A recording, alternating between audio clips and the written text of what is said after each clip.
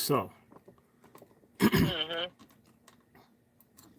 that means I can just go ahead and put this on, and it'll take a second heat up anyway. So just go ahead and fire it up.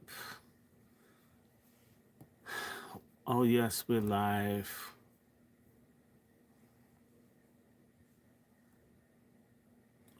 Hey, we're back. A little later than what I thought. Done. We're gonna have some fun today. Yes, yes, yes, yes, yes.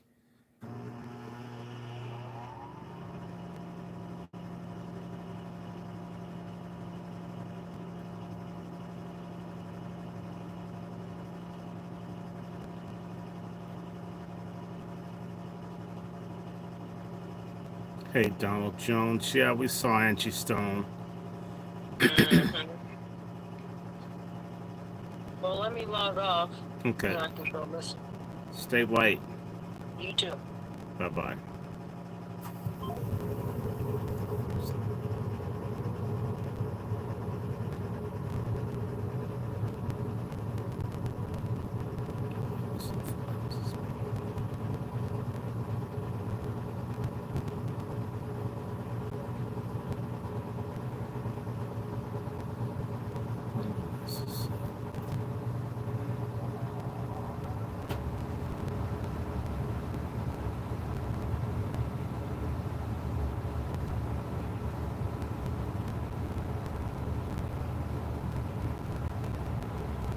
Hey, how are you, Smith? Reparations Nation.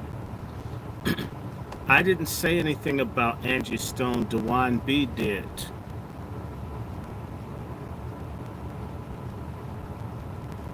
Um, I'm guilty of not really following. I stopped listening to a lot of music in the 80s. So it's Dewan B that knows about the music. Some of this music, some of it I don't know. But if it's good music, I heard nothing but good stuff about Angie Stone. I know the older music, I kind of like stopped paying attention. Uh, there you go. Do a little bit more. Yeah, that. So, no, I don't pay attention to that as much. I can't say I know a lot about Kamala, but she was at Howard when we were there.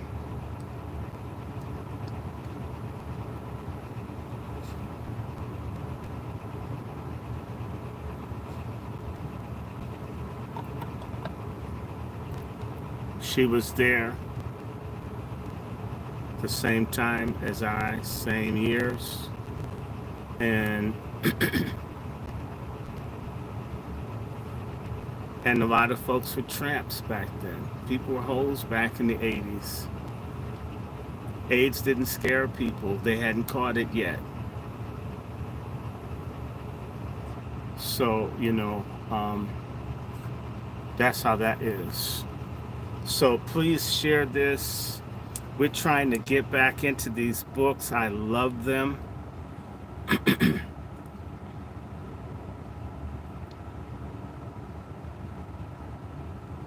Please let people know we back. It's amazing.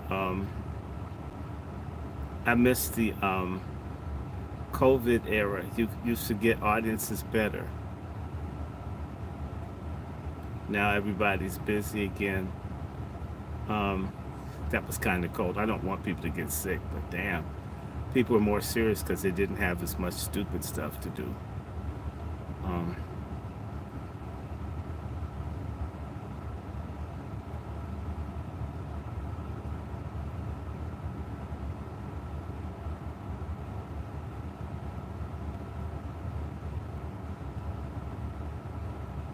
so we're about to run in a second.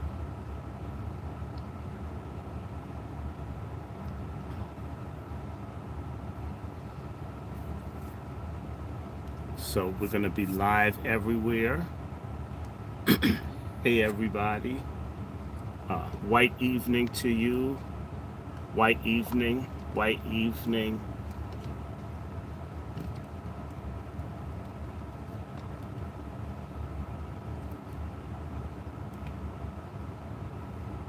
White evening to you. White evening.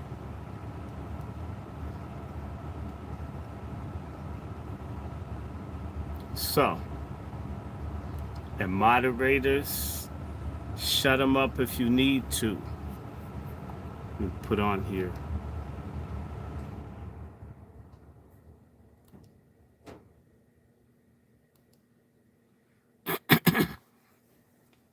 How is everybody? And the temperature's dropping, so I got to put a little bit of warmth on so I can stay awake. Because if it gets cold, it'll knock me out. I am drugged up. I'm fully high naturally, and I may use a little something. I need some performance enhancing drugs. If you like the athletes that get high, you can tolerate me taking some reading enhancing drugs. Sure, you can. It's interesting how hypocritical black people are. The stars and celebrities can rape people. As long as they have money, they're good. But if you're a broke person, you have to be a saint. When broke black people ain't saint. I don't know anything about McBone. Okay, I don't know anything about that. I don't keep up with this stuff. Um, I don't really follow people. I just do what little bit I know how to do. Okay. Hey everyone, how are you? We got a little bit of cleaning up to do here. We started on this book by this feminist. You remember her, Rachel Feinstein, and her book was trying to make the feminists out to be good guys. And you can't do that with me. I can't stand feminists. I hate feminism. It's a great social evil. If you're a feminist, this isn't a channel for you. We're here to promote womanhood, real womanhood, but not false womanhood, which is feminism. In fact, let me record this. Hello, hello, hello. Yes, this is the first day of March 2025, and this is the first Angry Black Men's Book Club book reading for the month of March. In accordance with my wonderful doctor, Dr. Theodore Watkins, who recommended that there's something that you like doing. Part of your recovery from this stupid cancer is doing what you like. I like reading. I like sharing information. I have missed this, as you guys know, like all these different things, about 15 different things nearly killed me in the last couple of years. Censorship, harassment, but I'm still here, so I must be meant to do something. So, let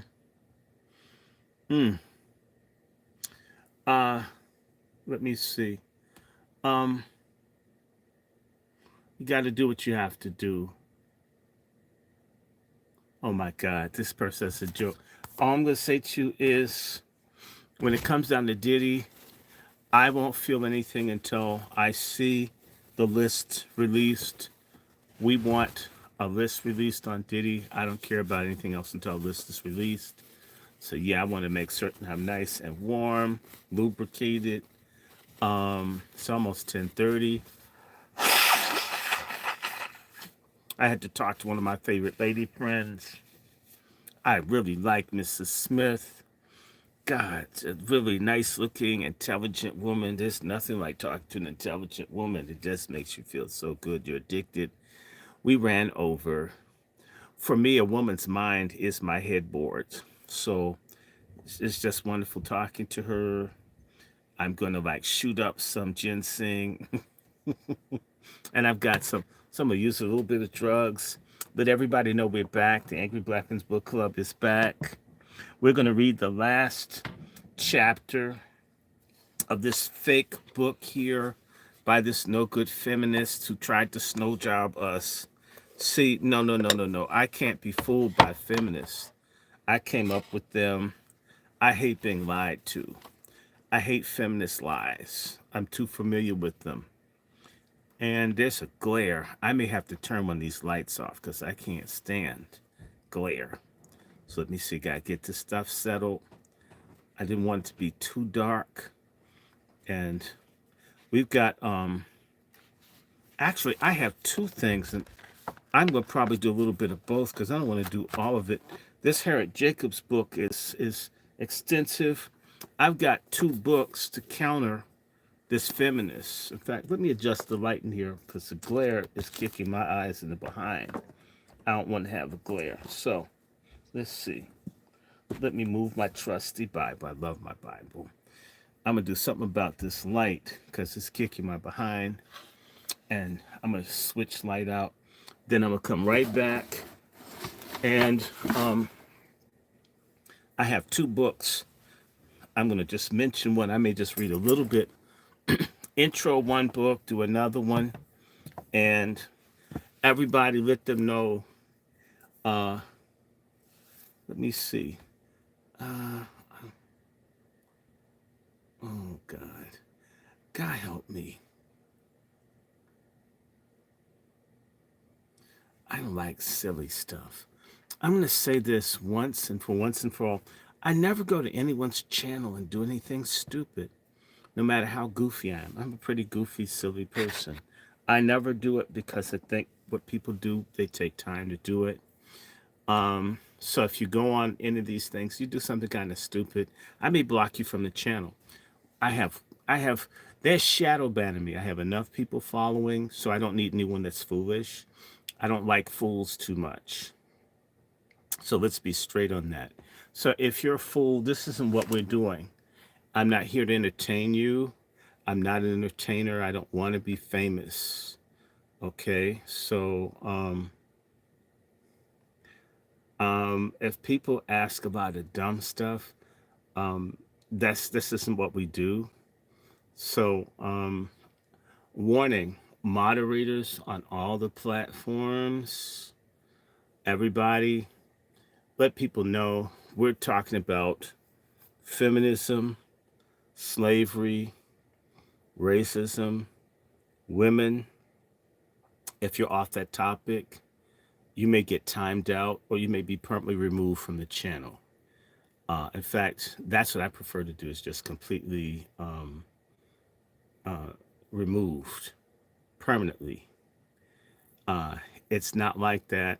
I mean, I joke with people all the time, but we're going to simply do, I mean, I don't mind goofy, but sometimes, but other times, no. Now it's not goofy. And this is very serious what we're talking about. And you want to go somewhere else, you have nothing better to do with yourself. I mean, if you don't have enough Red Bull and lube to play with yourself somewhere, well, don't play here either. So that's how that goes. Let me adjust this light a little bit. It's too bright for me. And we'll get on with this. And we're going to kick it off again with Feinstein's book. I'm going to mention one book and then I'm going to do another. And we'll see how they do this. So it's real simple. And so if I need moderators on the different channel, I need a moderator. Smith, if you could go over to the Angry Black Men's Book Club and moderate for me, I'd appreciate it. So we can have a whole bunch of things to be normal. We're not going to have foolishness. Okay. And let me adjust the light. And then we're going to be off and running.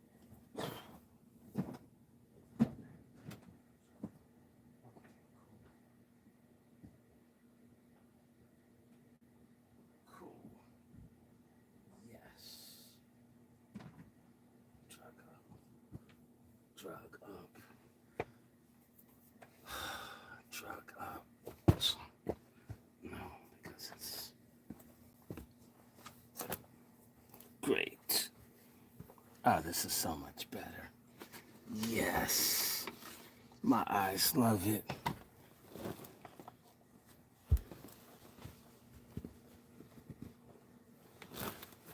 Ah, yes. Yes, yes, yes. This is so much better. Oh, great.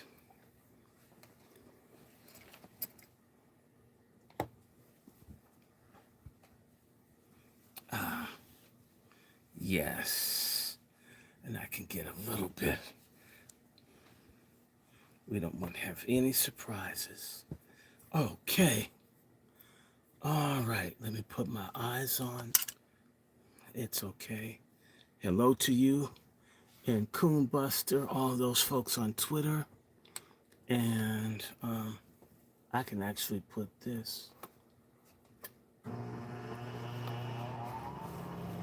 I can put it like,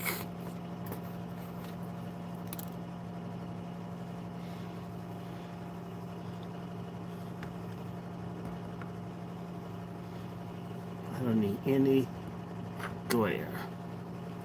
Okay, that's better. Yes. Gotta have my eyes. If my eyes don't work, it's pointless. Okay. Everybody, welcome, welcome, welcome again to the Angry Black Men's Book Club. It's just just reading. This is just some ginseng. And I'm gonna have some ashwagandha, which is really good.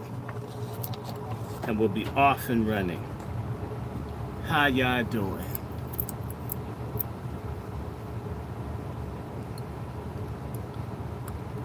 Okay.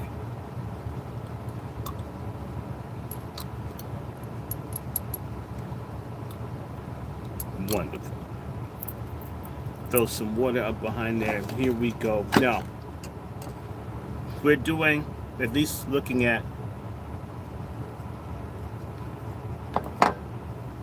3 different books. But the main book tonight is Harriet Jacobs. Her book is Incidents in the Life of a Slave Girl. And we'll get into her later. But Incidents in the Life of a Slave Girl, it's one of these, one of the very first slave narratives written by a woman talking about what she went through. There's another book we may touch through, go through the introduction. And I think we may do a piece of it. This is another book I'm going to be covering in the next day or so. I'm going to be doing Harriet Jacobs and this book, They Were Her Property. They Were Her Property. It's White Women as Slave Owners in the American South by Stephanie E. Jones Rogers. The reason I literally ordered this book, so I always like when people send donations. I have another copy somewhere, I don't know where it is, buried beneath other books. But I was troubled by Miss Feinstein's effort to try to make it seem as if white women who owned, together with their husband, if you consider that women at least owned some of the slave folks, but outright white women owned about 47% of the slaves in the antebellum South. So white feminists are liars. White women need to stop talking bad about white men. White men have done good by white women. White women have been well taken care of by white men. Black men bleed, suffer, and die for rights that white women receive. Black people, black men in particular, die and get beat for it, whether it's affirmative action, all this stuff that's put in our name and it ends up going to white women, gays, or others. So I'm tired of the bullshit and I won't tolerate it anymore. So this is an anti-feminist platform. I hate feminism. Tell everybody, let the word go forth. I'm not going to tolerate it. And it's time that people admit German woman loved Hitler don't have this thing they're oppressed after the war is over. After the war is over and Hitler's beaten, now all of a sudden, oh, well, women were oppressed in the Third Reich. Bull crap. Women are partners with men in every society. Women are equally culpable for what men do. White women were the main beneficiaries of slavery in America. If they were the mistress in the big house, she was the one that was running the slaves when he wasn't there. When the Civil War came, white women were running the plantations. So don't act like that. So Miss Feinstein is very dishonest. Miss Feinstein is also anti-Christian. And she's pushing a leftist feminist line that's inapplicable to black people. It's inadmissible to our history. And that's why I mentioned the other night, when she's writing about Harriet Jacobs and all of her agency, all of these people are Christian. There's this big thing among leftist people, in particular leftist, Marxists, LGBTQ, anarchistic Jews, and others, where they hate Christianity. I mean, hell, what? You wouldn't let us be Jews in your synagogue. We got to have something. You've got a beef with white folk in Europe that you identify as, and then you come and attack black people clinging to the one thing they can't have is Christianity. And because you had a problem with those very same white people you get nose jobs and everything to look like to belong to, you attack or exclude or decide you're going to remove from our history who we are because of your problem. You know, we're sort of like a cultural West Bank and Gaza. We're just going to bomb and deplete everything and put in what we want. And we have to say no to that. Okay? I don't hate anybody, but damn it. Harriet Jacobs, when I read her book, she's going to talk more about God than anything. She's not talking about agency and resilience. And her mother died when she's 6. Who the hell do you think taught her how to resist all this stuff? Okay? So we got to get this straight. And any black woman that's calling herself a feminist in 2025 is a stupid ass cunt. Stop it. You for women's rights, want decent pay, all that stuff I'm with. But stop running after the ideology of the same white women that looked the other way when you got raped or they beat you or tried to kill you or even murdered your children when you were enslaved. So part of what we're going to do Women's History Month is get some of the clutter out of the brains of our confused black feminists. They need to quit. And I don't care who doesn't like it. I don't want to work in the university. I don't want to have to pretend, that a man is a woman's a man, and all this other kind of stuff.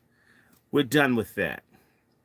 With that having been said, again, it's 10:43 p.m., the 1st of March, 2025, and this is the Angry Black Men's Book Club, and we're kicking off Women's History Month with our anti-feminist book series. And this entire month we'll be attacking feminism and white female supremacist bigotry. We don't care who doesn't like it.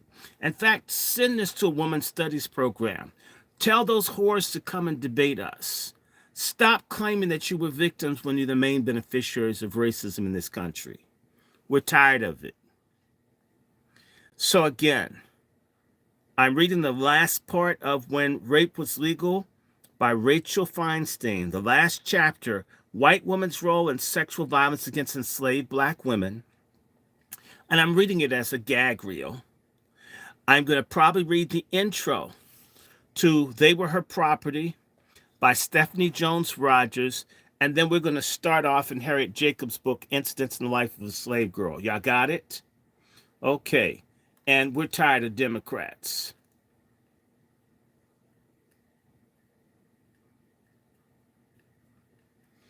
And moderator, we don't need anyone to lecture us about religion. The last thing we want is to be lectured about religion from white Americans. You haven't practiced Christianity, the vast majority of you don't know what it is. When you start talking about religion, you throw it out as a means to silence or suppress us. That isn't Christianity, that's witchcraft. So Lisa Moore makes certain that you're not practicing divination and witchcraft. You will not control this discussion. We're not moved by how you feel. And if you're convicted, it's because you're guilty. And if you don't know your background, you don't know whether your family owned, and Moore is a Scottish name. Scottish people are disproportionately represented in the Ku Klux Klan. Check your own family out before you talk to me about what we believe. Let the church say amen. It is now 10:45. I'm now reading the last chapter of Feinstein's When Rape Was Legal. White women's role in sexual violence against enslaved black women. Quote, her back bore the scars of 1,000 stripes. Not because she was backward in her, not because she was backward in her work, nor because she was unmindful and rebellious in spirit, but because it had fallen to her lot to be the slave of a licentious master and jealous mistress. She shrank before the lustful eye of the one, and was in danger of her life at the hands of the other. Between the two, she was indeed accursed. From Solomon Northrop's book, 12 Years a Slave. It's a quotation used by Miss Feinstein.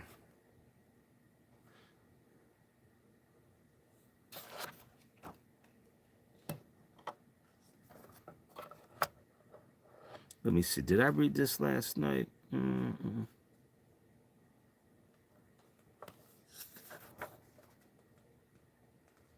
Let me make sure that I'm on the right chapter.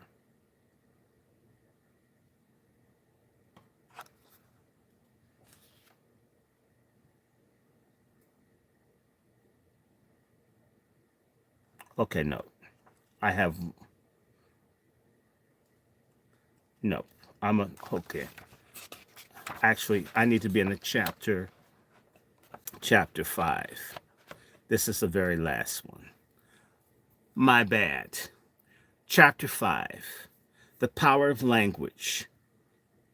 White women's divorce petitions. In 1806, Mary Jackson, a white woman living in Georgia, petitioned for divorce from her husband Joseph Jackson because of his adultery with the woman he owned as a slave.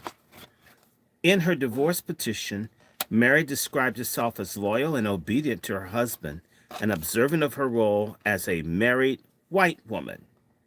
Like many white women divorcing their husbands for similar reasons, Mary overlooked the violence and rape carried out by her husband against enslaved black women, and she reinforced the subordinating images of herself as a white woman. The language used in divorce petitions from slavery reflects the white racial framing of white men, white women, and enslaved black women from this period. Moreover, these petitions shed light on the mutually constructive nature of intersecting institutions of oppression. White women interested in gaining independence and property through a divorce from an abusive or disloyal husband ultimately relied on stereotypes of white women's inferiority and dependence on men. And that's what feminism does to this day, people. White women being inferior instead of being equal partners and players, which they most certainly are, while simultaneously directing attention away from the needs of enslaved black women who had been sexually violated. While many divorces were granted, the overarching systems of white sexism and systemic gendered racism were reinforced. In her divorce petition, Mary Jackson explained that she lived with said Joseph Jackson, as his lawful wife and performed all the duties incumbent on her by the matrimonial connection. She treated her husband with respect and affection and rendered due obedience to all his commands. Despite her loyalty, Joseph was forgetful of his marriage vow to love and cherish your petition, and hath alienated his affection from your petitioner and attached himself to a Negro woman, the property of the said Joseph. He now lives in habitual indulgence of an illicit and carnal commerce with the said Negro woman, and daily commission of adultery with her. Obedient to her husband and the institution of marriage, Mary represents herself as fulfilling the expectation of white womanhood, including her willful subordination to her husband. Ironically, she does this in order to gain independence from her husband. Divorce petitions like Mary's demonstrates a unique role of white women during slavery and their responses to sexual violence carried out by their husbands against enslaved black women. From their intersectional location, white women experience incentives to reinforce their own subordination to white men as well as the oppression of enslaved black women. In this case, Mary's insistence on her obedient character upholds the norms and roles of white femininity that ensure that white women's dependence on men. Additionally, Mary uses the norm of white women as obedient in order to reaffirm the racial boundaries between her and black women. Reestablishing these boundaries enables her to represent herself as an unthreatening white woman in need of white male assistance, such as that of the judge. In her description of the sexual relationship between her husband and the enslaved woman he owned, the euphemistic language Mary uses masks the idea of rape and promotes the idea of a white male entitlement. Euphemisms such as adultery and illicit and adulterous intercourse, commonly used in divorce petitions, can be understood as intersectional tactics or strategies used by white women and men to achieve certain benefits at the expense of reproduction and oppression of other groups. The euphemisms used for rape function to preserve an element of white male virtue and allow white women to be framed as victims as opposed to the black women who were sexually violated. It is the same way that white women benefit most from DEI, from CRT, from affirmative action, from the EEOC, and everything else, and minority set-asides, all the while being victims and getting the lion's share of stuff that they didn't even fight for. And when these programs, whether it's SNAP, WIC, any of that comes under attack, the face of it are either black men or black women that are undeserving, while white women have gotten the lion's share of it. It is obscene, but it is the norm, and that is the passive, microaggressive, socio-political racism of white women. And it's just time for us to deal with this as this is.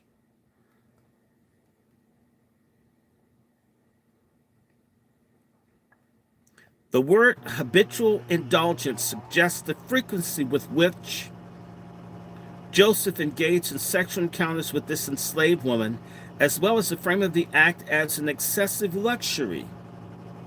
Moreover, according to Mary, Joseph's daily commission of the adultery, while this phrase implies the husband's active role in the sexual relationship and an element of authority in the ability to command the adulterous acts, the phrase also avoids any description of violence or the experiences of the enslaved black woman involved. They don't really care about you, dumb black woman feminists. You're just really stupid women, and I can't respect it. A black feminist is always a stupid woman. There's no ifs, buts, and ands about it. Because of the rape of enslaved black women was not considered illegal during slavery, enslaved black women did not have access to the court system or legal protection against rape. Therefore, legal documentation that directly involves white men accused of raping or sexually violating enslaved black women is extremely rare. Instead, petitions for divorce from white women like Mary Jackson, accusing their husbands of sexual relationships with black women who were enslaved, provide formal legal documentation of these incidences. The language used by white women to describe the enslaved black women and their husbands' behavior allows for an analysis of intersectionality and the power dynamics between white men, white women, and the enslaved black women. Of the slaveholding white women who petitioned for divorce, the large number of reports of adultery and illicit connections with enslaved black women provides an additional indicator of how common the practice of sexually violating enslaved black women was for white men. In total of the 706 petitions submitted by white women attempting to divorce slaveholding white men, 94 petitions discuss white men who are sexually involved with black women. Of these 94, at least 80 involved enslaved black women. Despite the frequency of sexual violence appearing in the divorce petitions, most reasonably, this data significantly underestimates the actual rates of rape since many groups are not included. For instance, many white women did not divorce their husbands. They were getting paid.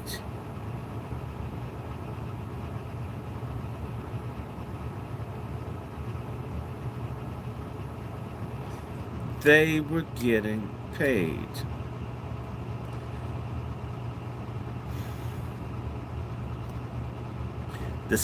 I'll read this again.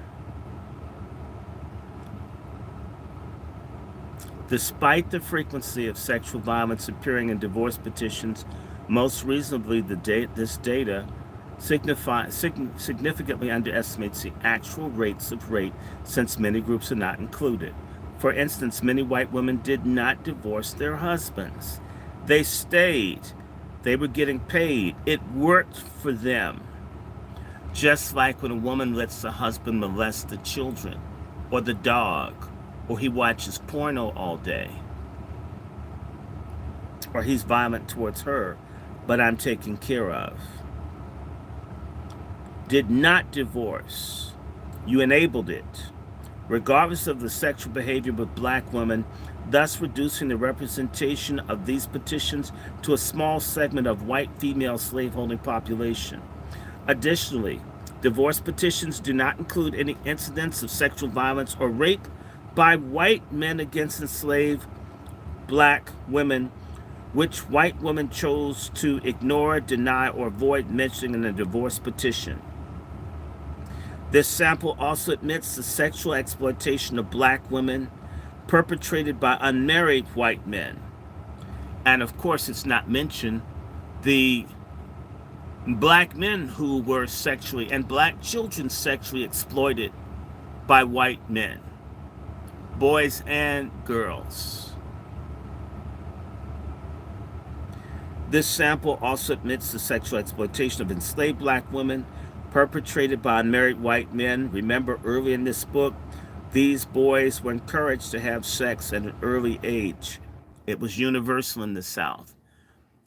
Raping black women is as normal to slavery as fried chicken is to the South. However, these accounts do demonstrate the sexual violation of enslaved women by white men was commonplace. It was normal. Like police murders are normal. Like lynching is normal. Like pedophilia is normal. It was wrong. When you own people, you own their breast, their vagina, their rectum, their scrotum. You don't have a right to it. In addition to the regularity with which this sexual exploitation appeared in divorce petitions, the language white women used throughout the petitions to describe their white husband's sexual violence and the enslaved black women involved elucidates the role that white women played in reproducing privilege, power, and subordination. Much like Mary Jackson, Martha A. England, Harvey utilized racialized and gendered framing of white women and reinforced white gender norms in her petition to divorce her husband, Joseph A. Harvey. She submitted the petition to the Noxubee County, Mississippi in 1855, and like most white women petitioning for divorce for similar reasons, Martha failed to acknowledge the sexual violence and force inherent in her husband's behavior. Instead, she relied on the term adultery to describe his actions, which implies consent between her husband and the enslaved black woman despite the significant disparity of power and rights of each. Moreover, Martha exemplified the practice of using white gender norms to achieve her goal of divorce. She began her petition by portraying her own innocence and white purity, explaining that she, quote, lived with her husband with all due fidelity towards him and never violated her plighted faith in marriage vow. But your oratrix would state and charge that her said husband, the said defendant, not regarding the sanctity of marriage relations, but in violation of its most sacred duty towards her, and the contraction of that solemn pledge, has committed the crime of adultery with a certain Negro girl, the slave of the said defendant. This may have even been a minor, which means pedophilia doesn't even come up, people. Sometimes these people did have sex with children. It was commonplace. The crime of adultery with a certain Negro girl. Martha juxtaposed her white feminine virtue with her husband's sinful, adulterous behavior in order to support her petition, framing herself as loyal to her husband and to the sacred institution of marriage.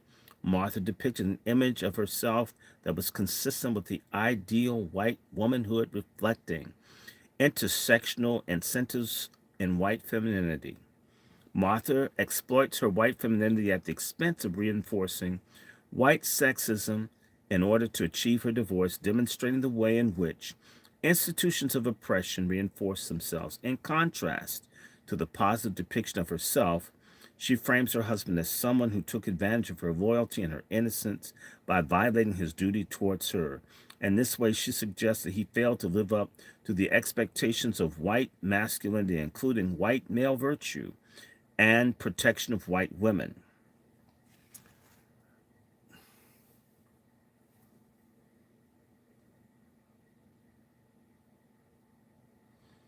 Martha's petition to divorce was granted. Carolyn Dugan, who petitioned for divorce from Jacob Dugan in Claiborne County, Mississippi in 1858, provides another example of a white woman overlooking the sexual violence of her husband. Carolyn explained that her husband committed the crime of adultery with a certain Negro slave, and for the last year has lived openly and notoriously in adultery with the said Negro slave, with whom he has constantly committed and still does daily commit the crime of adultery. This passage indicates the only crime committed by Jacob Dugan was adultery, even when attempting to negatively portray their white husbands as sinful, abusive, or in some cases drunk, in order to defend their desire to divorce. White women like Carolyn Dugan often failed to see and describe the adulterous relationship with the enslaved woman was a form of violence and cruelty perpetrated by their husbands.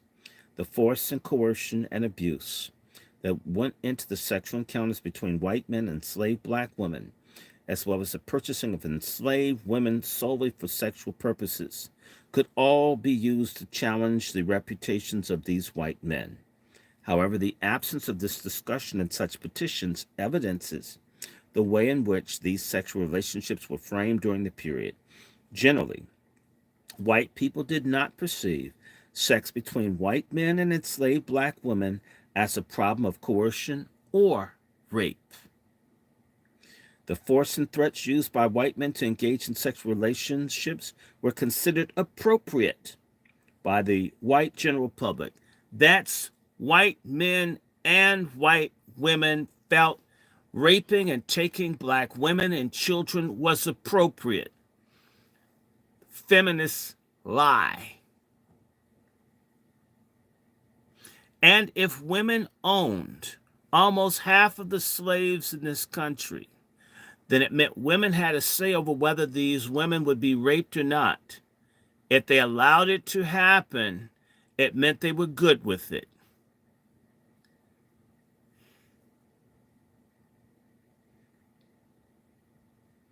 Again, white men to engage in these sexual relationships were considered appropriate by the general white public, since most whites believed in the legitimacy of white entitlement to property rights over enslaved people. Your property includes your vagina, your breast, your womb, your scrotum, your penis, your whatever, your children, their orifices, their mouths, you name it. Slavery was always a nasty, freaky, deaky thing. Always. A disproportionate number of people that were enslaved in the antebellum South were children.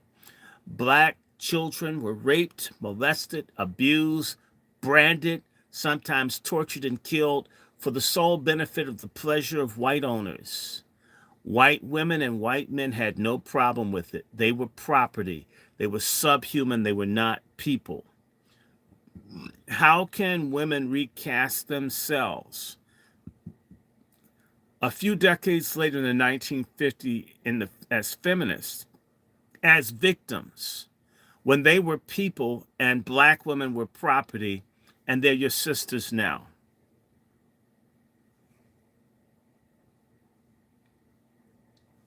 White men could use force and sexual abuse towards enslaved black women, and white women would read this behavior as adultery instead of sexual violence. The same thing happens with black kids raped in foster care all over this country as I presently speak. The same way social workers and other people don't see this, the same way black kids are mass raped in public education, and so forth and so forth and so forth. You can't respect a black feminist when you know the history. They have no grounds to stand on. They really need to just shut up and go somewhere. This section, white women as victims. Imagine that. They're the victims. The only crime committed by white men was adultery. White women, as their wives, became the sole victims. And the divorce petitions, white women repeatedly framed themselves as victims of abuses carried out by white men, including of the sexual violation perpetrated against a black woman. In other words, they get to be minorities and white at the same time, getting equity out of white womanhood and out of the oppressed caste, just like right now with DEI, affirmative action, and everything else. And I'm sorry, you black women, let them do it. Look at how loyal white women are to white men, and look at how disloyal black feminists are to black men. That's a continuation of the slave regime. Even though your ass went to Rutgers or Radcliffe or Bryn Mawr or Smith College or some other place where you wear the thick bottom shoes and the ugly glasses and other stupid behavior of these masculine looking thugs out here that call themselves black women's leadership. You hoes need to sit down and shut up.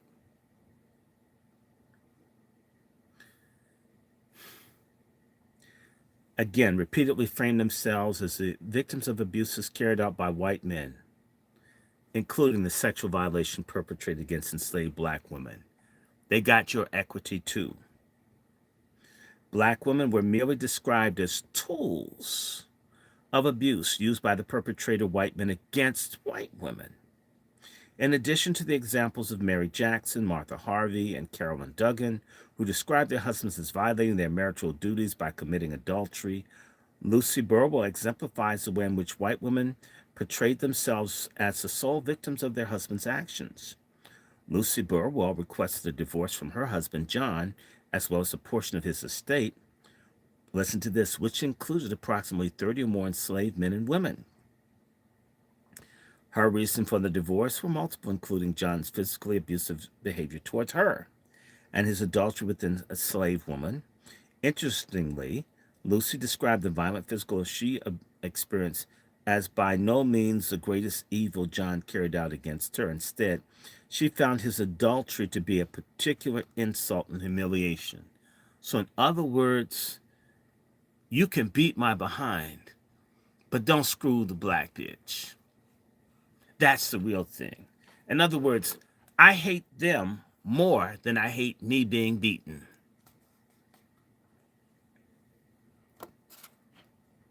She states that John engaged in disreputable intimacy with one of his own female slaves. He has, quote, he has become the indulgence of this illicit and adulterous intercourse. that the actual presence of his wife and children has been insufficient to control him, close quote. On one particular occasion, John announced in the presence of his children, quote, that he would not share her bed that night, but would occupy a different room with the female slave aforesaid, who remained in the room with him during the night, close quotes. Lucy was convinced that John fathered two children by this enslaved woman.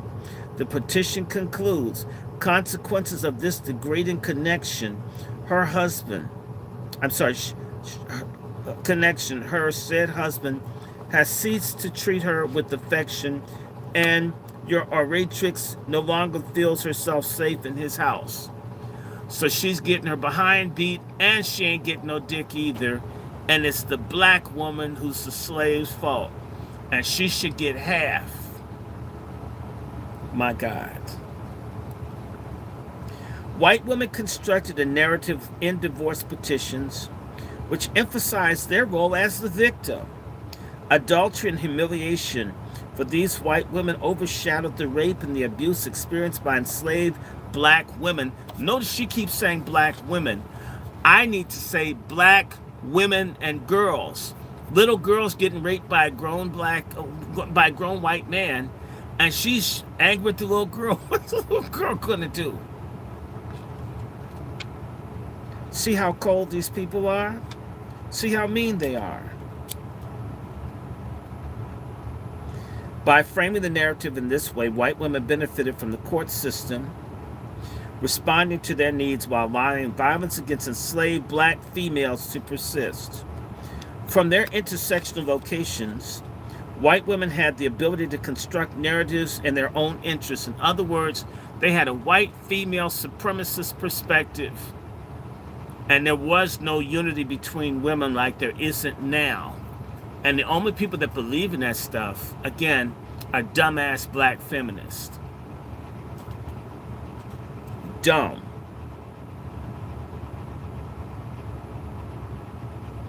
However, they relied on stereotypes of white, feminine vulnerability in order to emphasize their legal needs for protection. In the process, these narratives also perpetuated the devaluation of black people's lives by dismissing enslaved black females' experiences.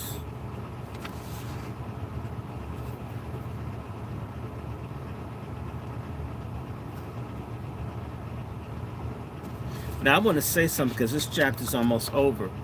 Notice that this feminist didn't look for any cases where white women had beaten or killed black women or girls or children. And such information exists. I know of one case in New Orleans, meaning, look at how she made it seem as if white women's only problems with what white men are doing, not about white women killing, beating, aborting, torturing black men, women, children. Indeed, white women merely exploited sexual violence against enslaved black women in order to craft the image of themselves as victims of adultery.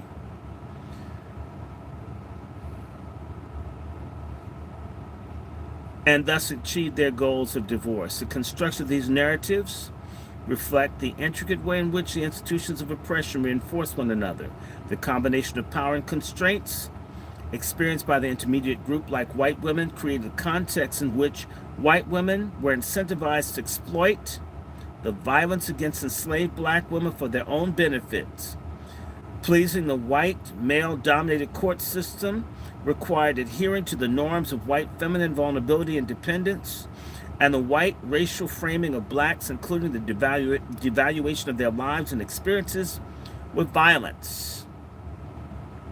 Moreover, framing their white husbands due to adultery as opposed to rape of enslaved black women avoided the possibility of threatening white entitlement to enslaved property, generally of any individual elite white man working in the court system who might have been involved in similar sexual practices.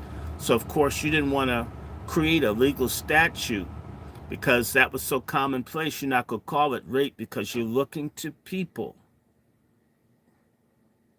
You're looking to people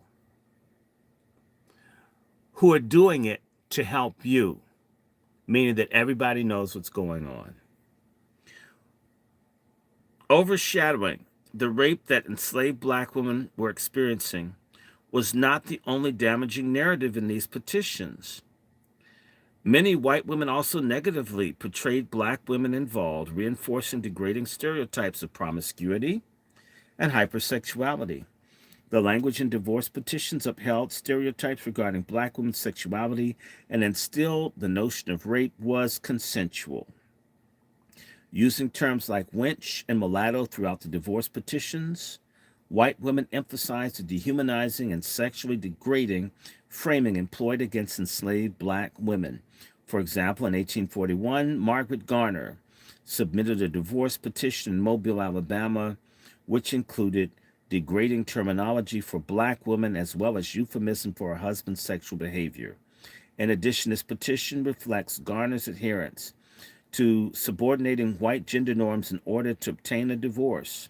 The petition states that Margaret had evidence that her husband had taken a mulatress to the bed of your oratrix and had carnally known the said mulatress. Your oratrix calmly remonstrated with the said Thomas Garner.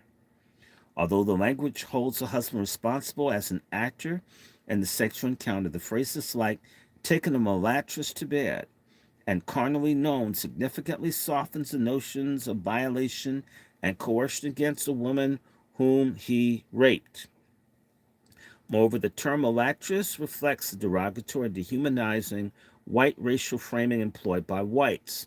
This term may have been used in the divorce petitions in an attempt to emphasize the unacceptable behavior of her husband. Furthermore, Margaret Garner's description of herself as calmly remonstrating with her husband reflects her interest in obeying white gender norms to satisfy the courts and achieve the divorce she desires. While she may succeed in achieving independence from her husband, she has done so at the expense of reinforcing white sexism broadly. Like Margaret Garner, Lorona Foster petitioned for divorce from her husband, Robert Foster, in 1858 in Mississippi due to adultery. The term adultery again denies the rape that necessarily occurred in order for her husband, a white male, to have an adulterous relationship with his own enslaved black woman. Moreover, Lorona's divorce petition dehumanizes Jenny, the enslaved woman involved, and implies a passive role on the part of her husband. The language in the divorce petition reflects the tactics used by Lorona to capitalize on her incentives in whiteness, including achieving a divorce as well as the assets she requested, totaling $21,500, half of Robert's property value. In her petition, Lorona Foster states her reasons for divorce, explaining, Robert has fallen into the arms of adultery with his own slave mulatto woman named Jenny, and others which he lives in breach of his marriage. The term mulatto, frequently used in divorce petitions, reflects enslaved black women's subhuman status in the eyes of whites. Moreover, the phrase fallen into the arms suggests the passive role of Robert in adultery, as opposed to the recognition of his role in sexual violence. Other petitions implicate enslaved black women by using the term wench to emphasize their sexuality and promiscuity. For example, in 1848, Montgomery, Alabama, Susan Mary Cox Ray, a white woman, responded to her husband Alan Ray's divorce suit, explaining that he had started a promiscuous illicit intercourse with his own Negro wenches and continued so long as the complainant and defendant resided together, save for the space of 14 years. The description of the petition continues. Albert had, in fact, a special relationship with a female slave named Mary, a seamstress who Susan claims bore him 4 mulatto children. The petition documents deflecting the term wench, used at times by whites like Susan to negatively frame enslaved women coerced by her husband. The term, which can be associated with wanton women and promiscuity, blames the victim for sexual violence rather than holding the white man accountable for his behavior. Winch creates and perpetuates a stereotype of black women as promiscuous, legitimizing rape and sexual coercion against them by denying the possibility of their sexual victimization. Throughout such divorce petitions, white women framed enslaved black women who were the victims of their husband's sexual coercion and violence as wenches and mulattoes, and frequently described the sexual encounters as consensual adulterous relationships, framing enslaved black women as responsible actors in adultery, further enabling white women to portray themselves as the sole victims of these incidents. As a result, the problem of raping enslaved black women and the legal needs of these women were overlooked. Instead, the stereotypes and white racial framing of black womanhood, including sexual promiscuity, were reproduced. The role in which white women and the deflecting language that they use to discuss the rape of enslaved black women reflects the mechanisms at work within the matrix of domination. During slavery, white women whose husbands engaged in sexual violence against enslaved black women experienced several intersectional incentives to frame themselves as innocent and dependent victims, to deny their white male husbands' cruelty, and to blame enslaved black women for their own rapes. The linguistic tactics of these white women petitioning for divorce allowed the extreme oppression and sexual violation of enslaved black women to continue, while also reinforcing white sexism and failing to undermine the virtue status of white men. Conclusion. In addition to the euphemisms which framed white men's as adulterers as opposed to rapists, black women as wanton, many white women used the language in divorce petitions that framed them as meeting the ideal standards of white womanhood, such as Martha Harvey's fidelity, Mary Johnson's due obedience to their husbands, a submissive, calm, and loyal portrayals of themselves, assisted white women to gain divorces from their husbands as well as a portion of the economic resources in many cases. However, the consequences of this framing for white women was a reinforcement of white feminine gender roles and white sexism that is associated. When white women beef about their oppression and how they don't get stuff, they help perpetuate it. Not black men, okay, and not black women. White women reinforce their own subordination, but feminism blames black men as co-equal to white men and subordinating white women, and black men subordinating the black women that their husbands, sons, and neighbors raped. That's some psychotic, this is some psychopathy with these feminist hoes. It's incredible. The men that couldn't do anything to check these guys are co-equal in guilt to the men that committed the rapes.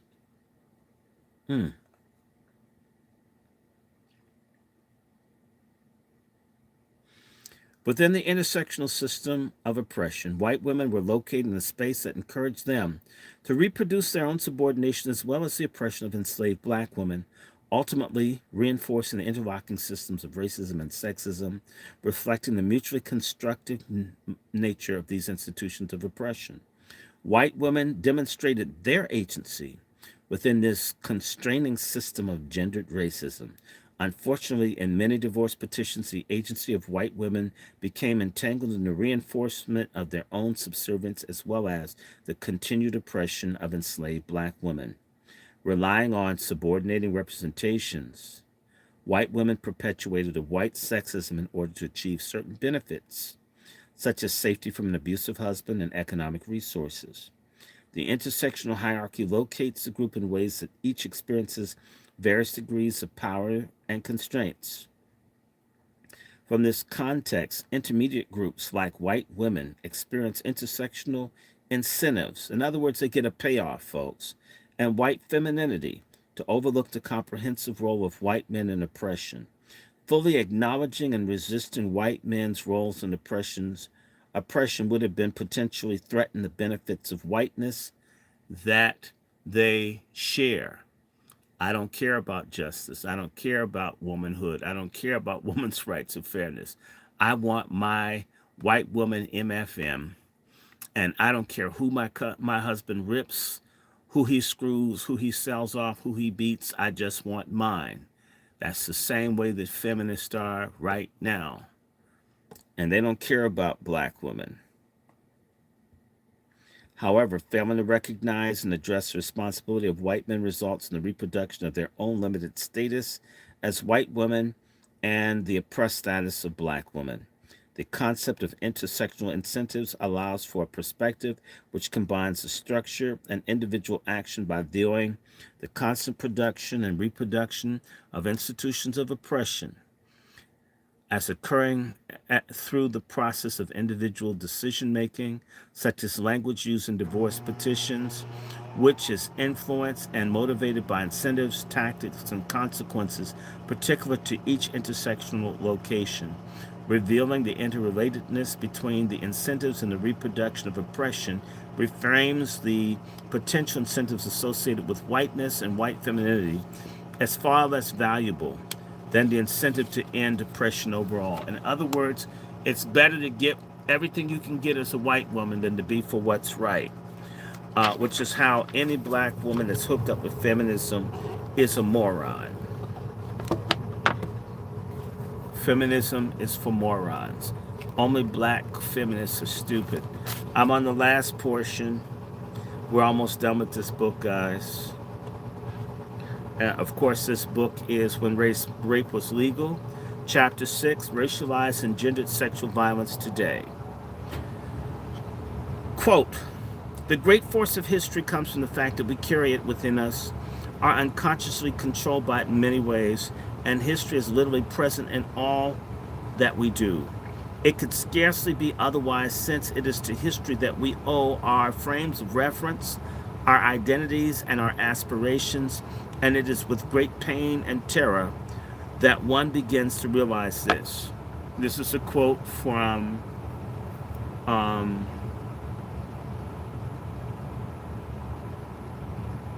James Baldwin.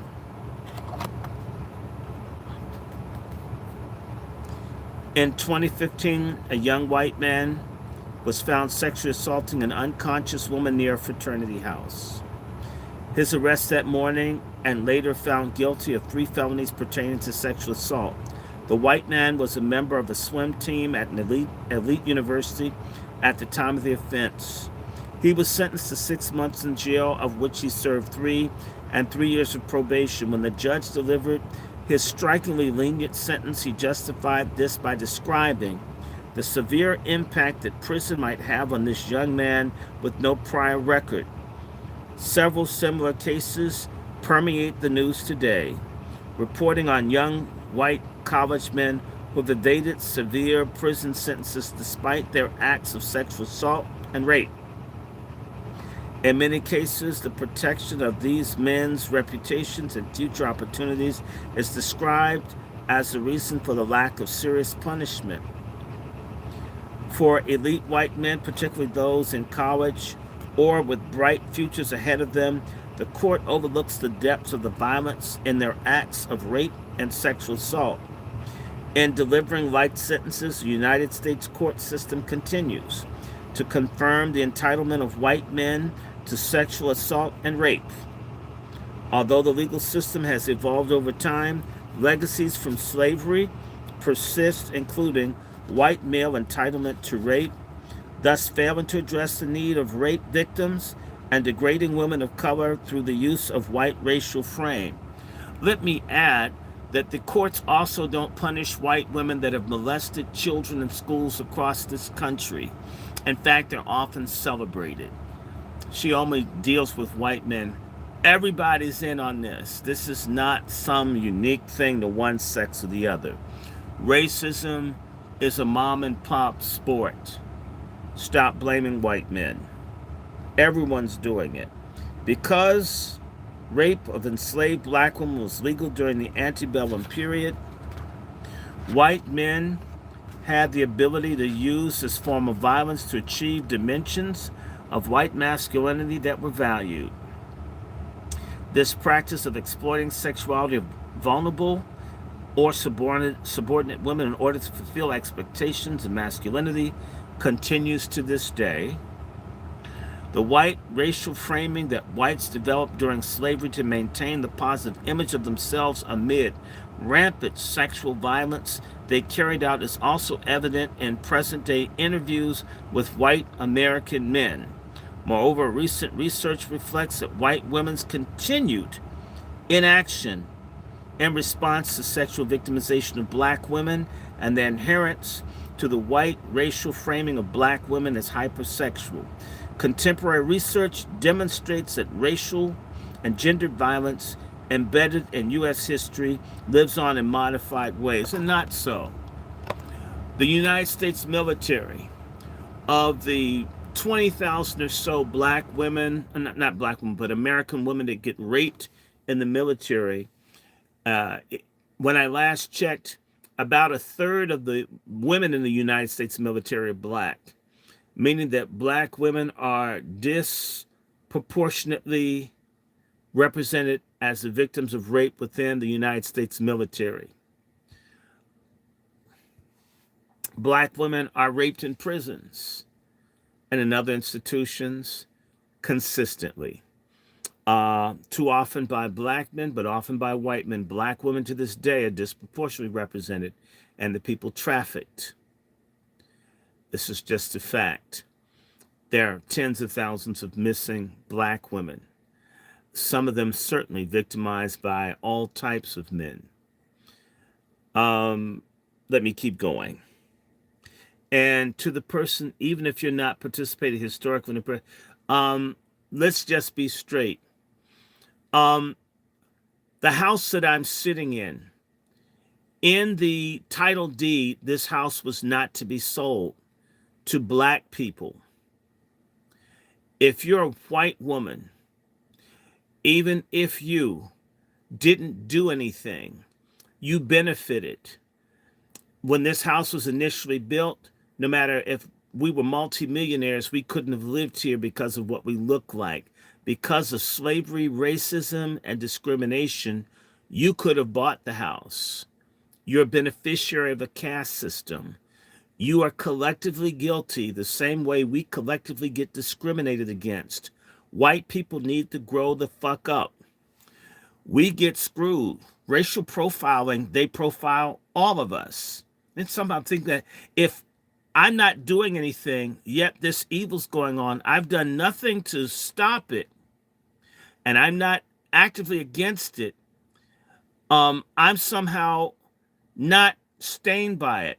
That's insane. When I got harassed in the hospital last month because someone white decided to accuse me on site of stealing their iPad without them even being around, they collectively blame me without any evidence. That is life for us. Part of the fact that the white majority of people in this country have refused to take a stand to be for fairness for everyone, you're all collectively guilty. The same way when O.J. Simpson is alleged to have killed Nicole Simpson, we collectively pay for it. One black person accused of doing a crime means all of us pay for it. White people as a majority participate in the oppression of other people, and we're supposed to cherry pick the guilty people. That's part of white privilege. I'm not accountable for what my group does. If my group collectively hurts people, I'm different. Germans that did not support Hitler, that were not Nazis, still were impacted when Bomber Fritz and these other people bombed Germany. German people who were not Nazis, but they were part of a society that went to war with France and England and Russia. They got held just like the rabid Nazis did. White Americans need to understand part of white privilege is that people have to cherry pick how you're looked at. When black people go through, we don't get cherry picked. We collectively, when we denied credit and everything else, we collectively get screwed. And that means there's a collectivity of oppression that white people participate in, including white women. Everybody's guilty until the system changes. You're not changing the system, you're part of the problem. Sorry. Black person, do everything, go to the hospital, got insurance, and white folks do what, this medical apartheid, and they kill people. Tens of thousands of black people die every year. I didn't do it, but the system that you don't fight did it. The system that benefits you did it. You're not saying no to it. I'm vocally against violence against women. I don't care who I offend. I don't like violence and abuse of women. I'm loud about it. Too many men do it. Because men can do certain things doesn't mean, even though I don't do it, doesn't mean I should be silent. The gays say silence is consent. White folks consent to black oppression. White folks sat back and let 15 million illegals come in this country.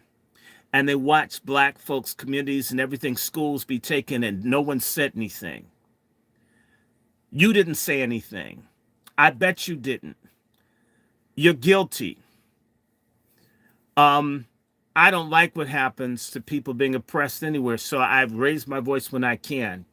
Most white folks sit on the sidelines and act like it has nothing to do with them. When white folks got the GI Bill, and when black folks couldn't get the GI Bill, and black folks were forced into slums, there was no mass protest of white people. White folks didn't care. White folks didn't care about it. And they sat back, they don't see it. 1 in 9 black kids ripped out of black households. You'll never see any critical mass of white people saying, stop this. Not even the abolitionist movement. It's less than 0.5% of white folks.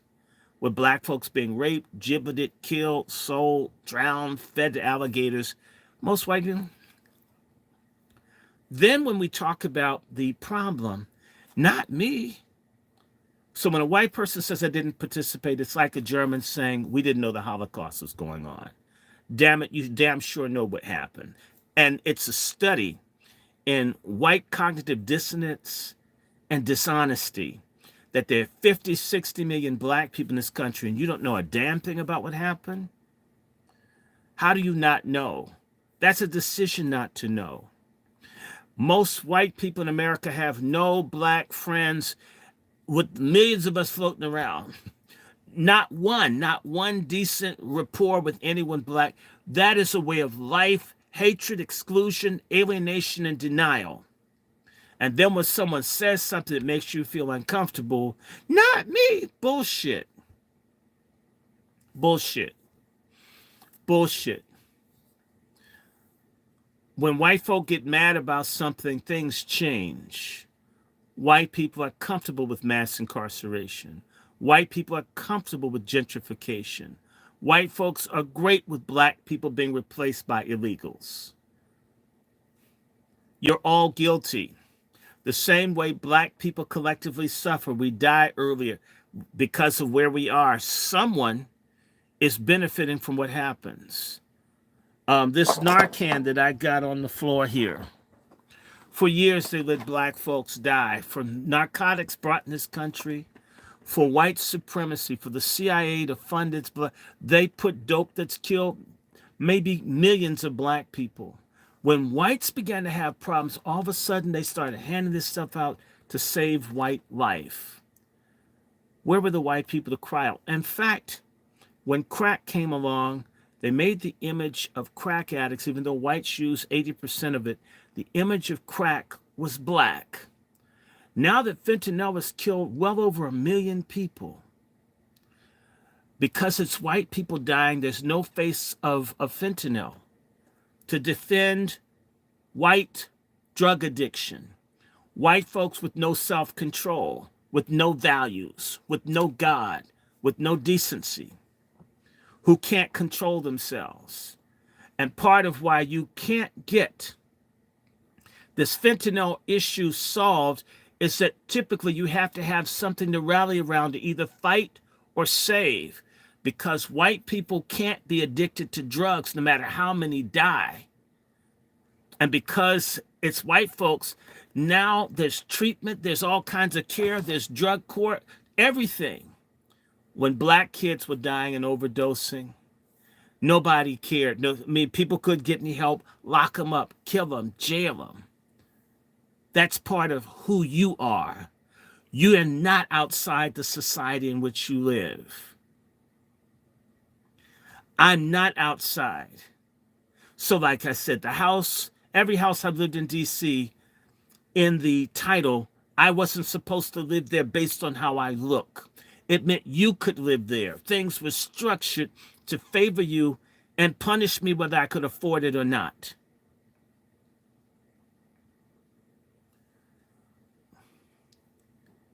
That's why we're reading this book. And yes, you should feel guilty. This thing is horrible. The high blood pressure, the fact that they poison the chicken in this country and it's killing. Even me, I got to stop eating chicken. The food that we eat, they targeted. So we die. Renal failure, cancer, and no one talks about it. I'm being murdered because of what I look like.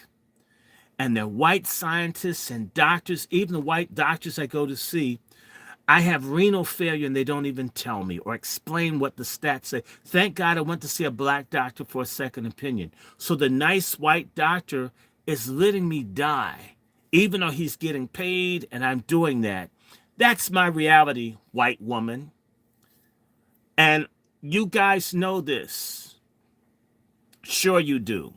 Never come on my platform and think I won't be honest about this.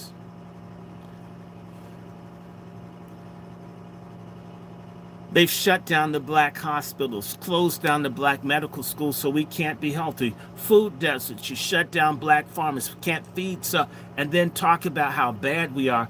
Someone's benefiting. All of this is being done to tell you that you're better than me. And that you wouldn't do it because you're virtuous.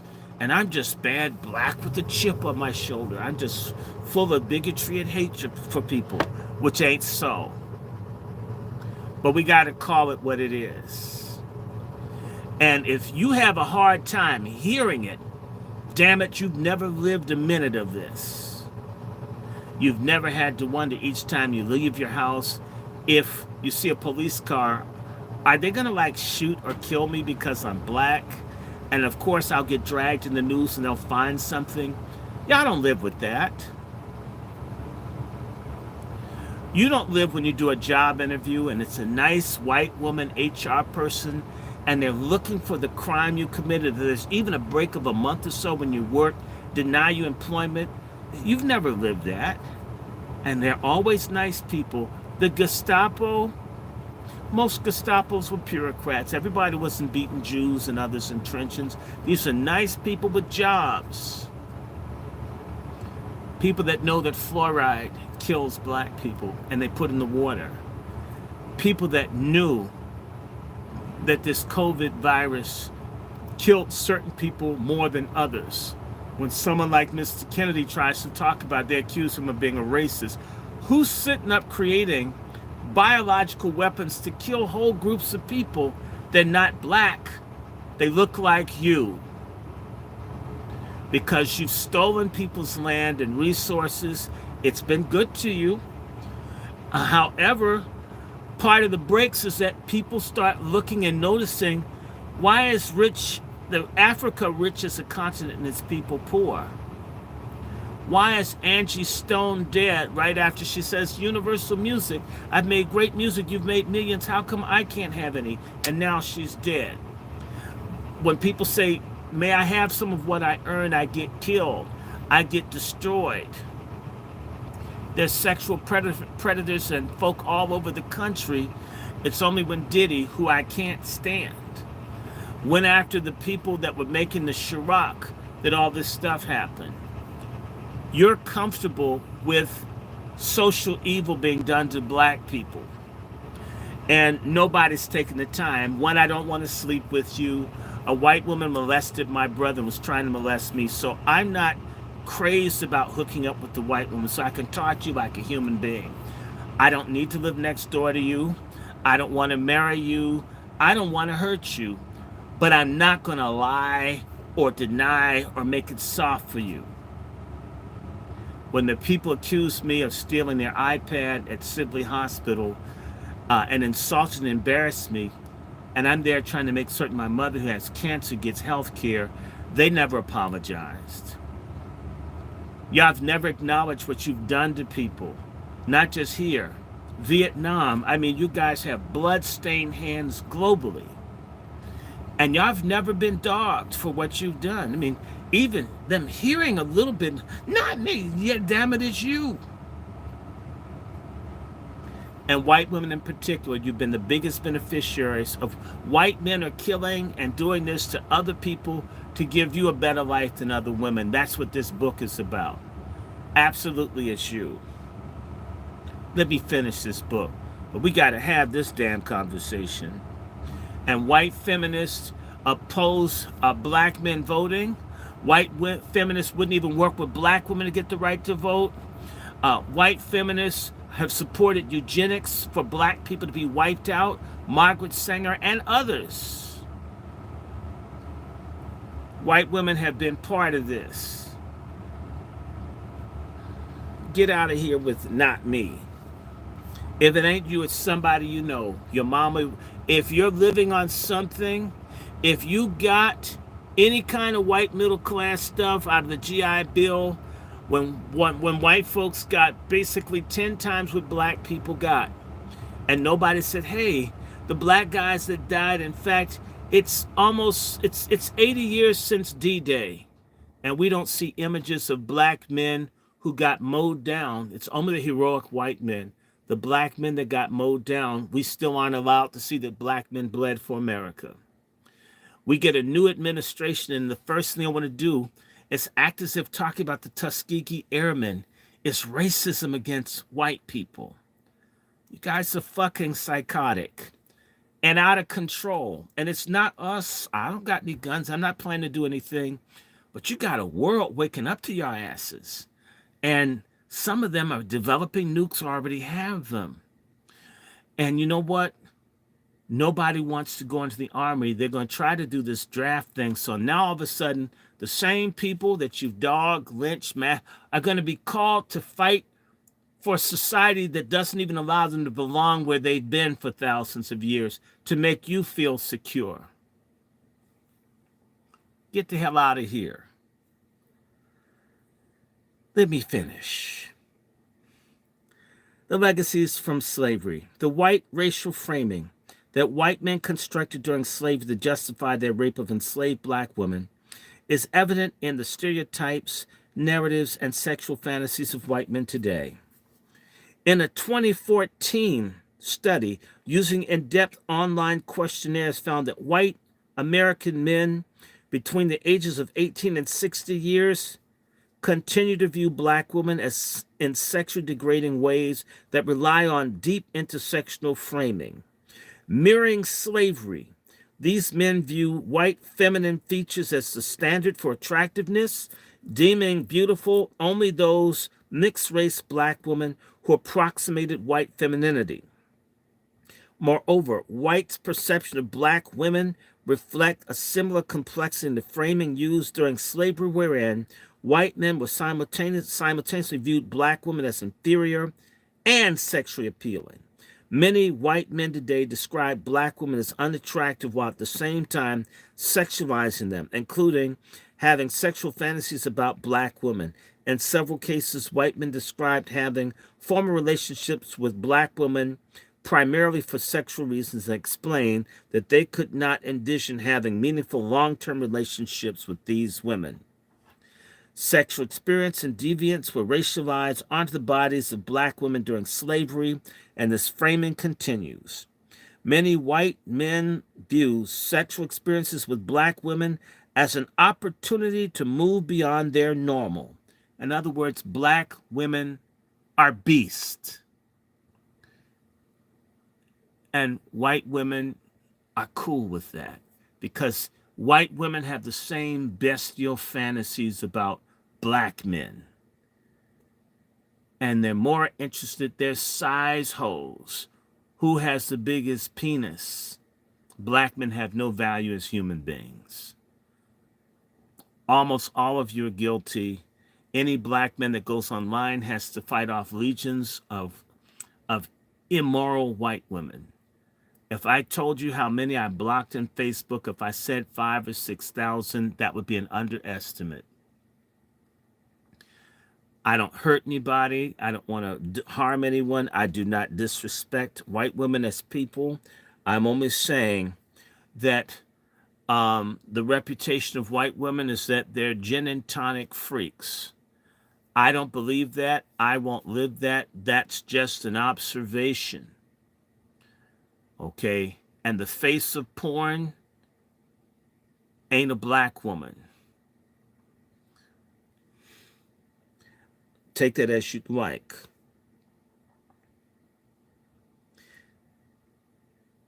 So they move beyond their normal sexual activity to experience the other side of sexuality. In other words, black people are beasts, black women are beasts. And that continues with white men that could sell off their own children as pickaninnies, as burrheads.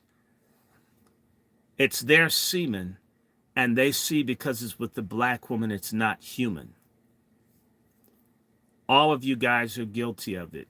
All.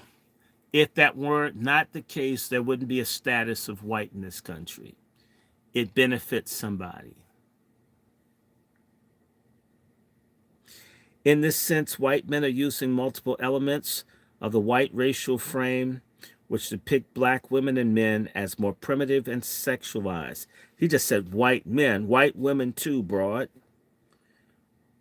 The framing of black women as exotic allows white men to experience sexual attraction and use sexuality to degrade black women, while reiterating their identity as marginal and outside the normal standards of behavior and beauty. This is inclusive of the white LGBTQ folks too. I just went there. In turn, white men's sexual fantasies and behavior involving black women do not threaten the racial hierarchy and framing of white women and men as superior to the sexualized black women. Moreover, as Bell Hooks explains, the black female body in the U.S. history has always served as a site for the construction of white sexual standards used as a reference point. Although recorded rates of interracial rape are very low today, women of all races continue to be subjected to male violence at alarming rates, and black women experience higher rates of violent victimization than most. Violent victimization for black women in 2015 were 24 per thousand, compared to the national rate of 18.6 per thousand. In 2014, the rate of rape and sexual assault victimization for black women was 3 per thousand, compared to 1.8 per thousand for white women. However, relying on official police statistics of a national crime victimization survey presents a challenge to obtaining accurate rates of violent crimes like rape and sexual assault. Many women and men do not report their experience of sexual victimization to the police or to survey researchers. The sensitive nature of rape victimization and the distinction between personal and researcher definitions of what constitutes an act of rape, as well as the potential shame or humiliation that might be experienced when working with the criminal justice system as a victim, prevent many people from sharing this information with others. For these and other reasons, it is widely recognized that the official statistics tend to underreport the rate of sexual violence and rape, particularly for women of color. Because of the methodological challenges posed by studying the rates of rape and sexual assault victimization, alternative research designs may offer greater insight into the present-day experiences of black women. Additionally, violent victimization rates vary according to the location and socioeconomic status, reflecting the importance of exploring beyond the generalized statistics. For instance, a sample of youth living in one urban setting, Jody Miller found that 89% of black women had experienced sexual or gender harassment. Over 50% of these women explained that they experienced this harassment in their neighborhoods by adolescent peers or older men. A lot of black men are pedophiles, folks. Black women, particularly those who are disadvantaged in terms of socioeconomics or sexual orientation are especially vulnerable to male violence and a lack of protection from the legal system. But I want to say a lot of black women that are lesbians get their asses beat by women.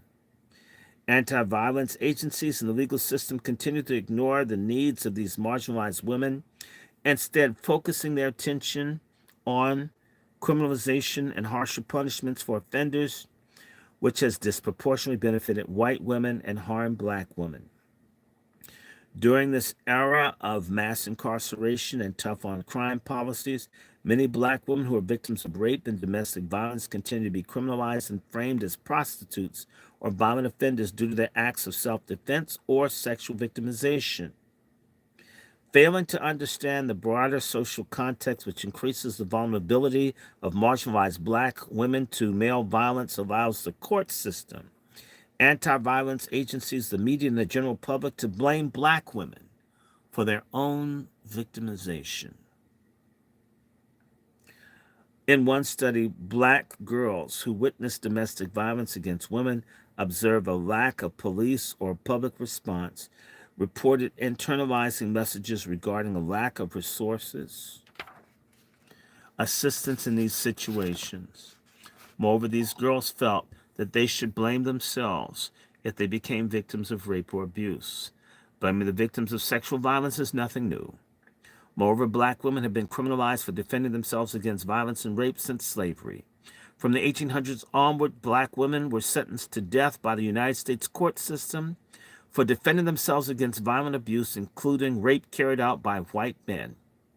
Sexual crimes committed by white men against black women were dismissed entirely during slavery, in part because rape was not legally considered a crime, and also because judges framed black women as sexually promiscuous and therefore unable to be raped.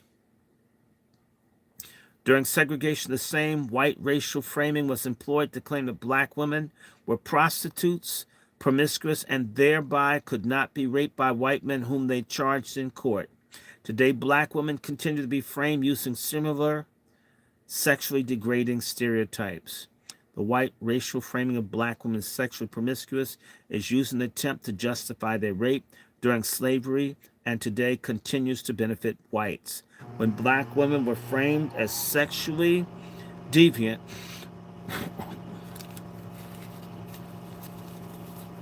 the framing of white women as sexually pure and moral is reiterated. As a whole, the racialized and gendered framing of black and white women helps to sustain the divide between the two and justify inequality. The historical context in which racialized gendered ideologies around blacks and whites emerged and was reinforced is essential for the understanding of the dynamic that led to the sexual violence against women of color today and continued lack of legal protection afforded to these women. In addition to the continued failure of the court system to protect black women from sexual violence, today we see a continuation of masculinity's dependence on sexual violence for some men.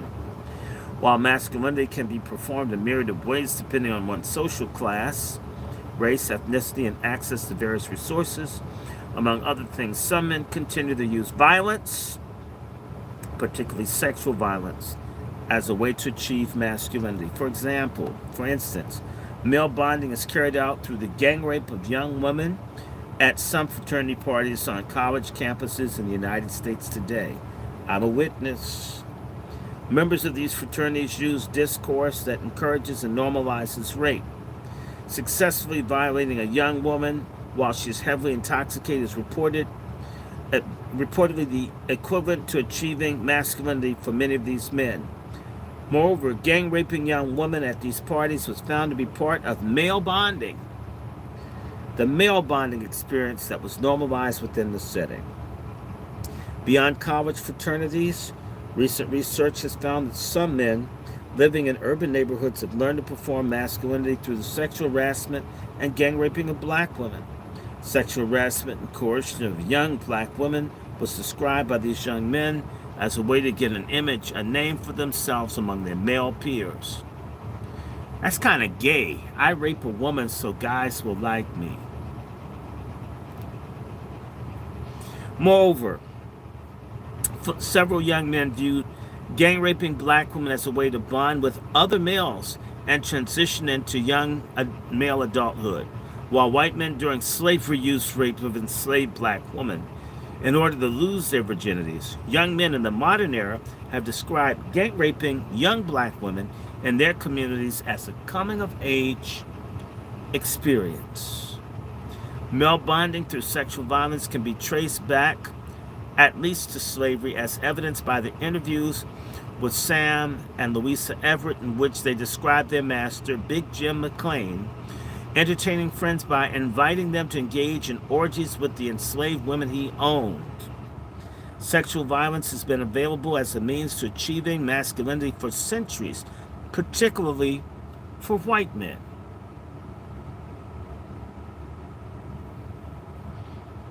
And continues as a practice of masculinity among some men of various races today. The Greek letter societies, people, athletes, I've seen it. It's disgusting. It's disgusting.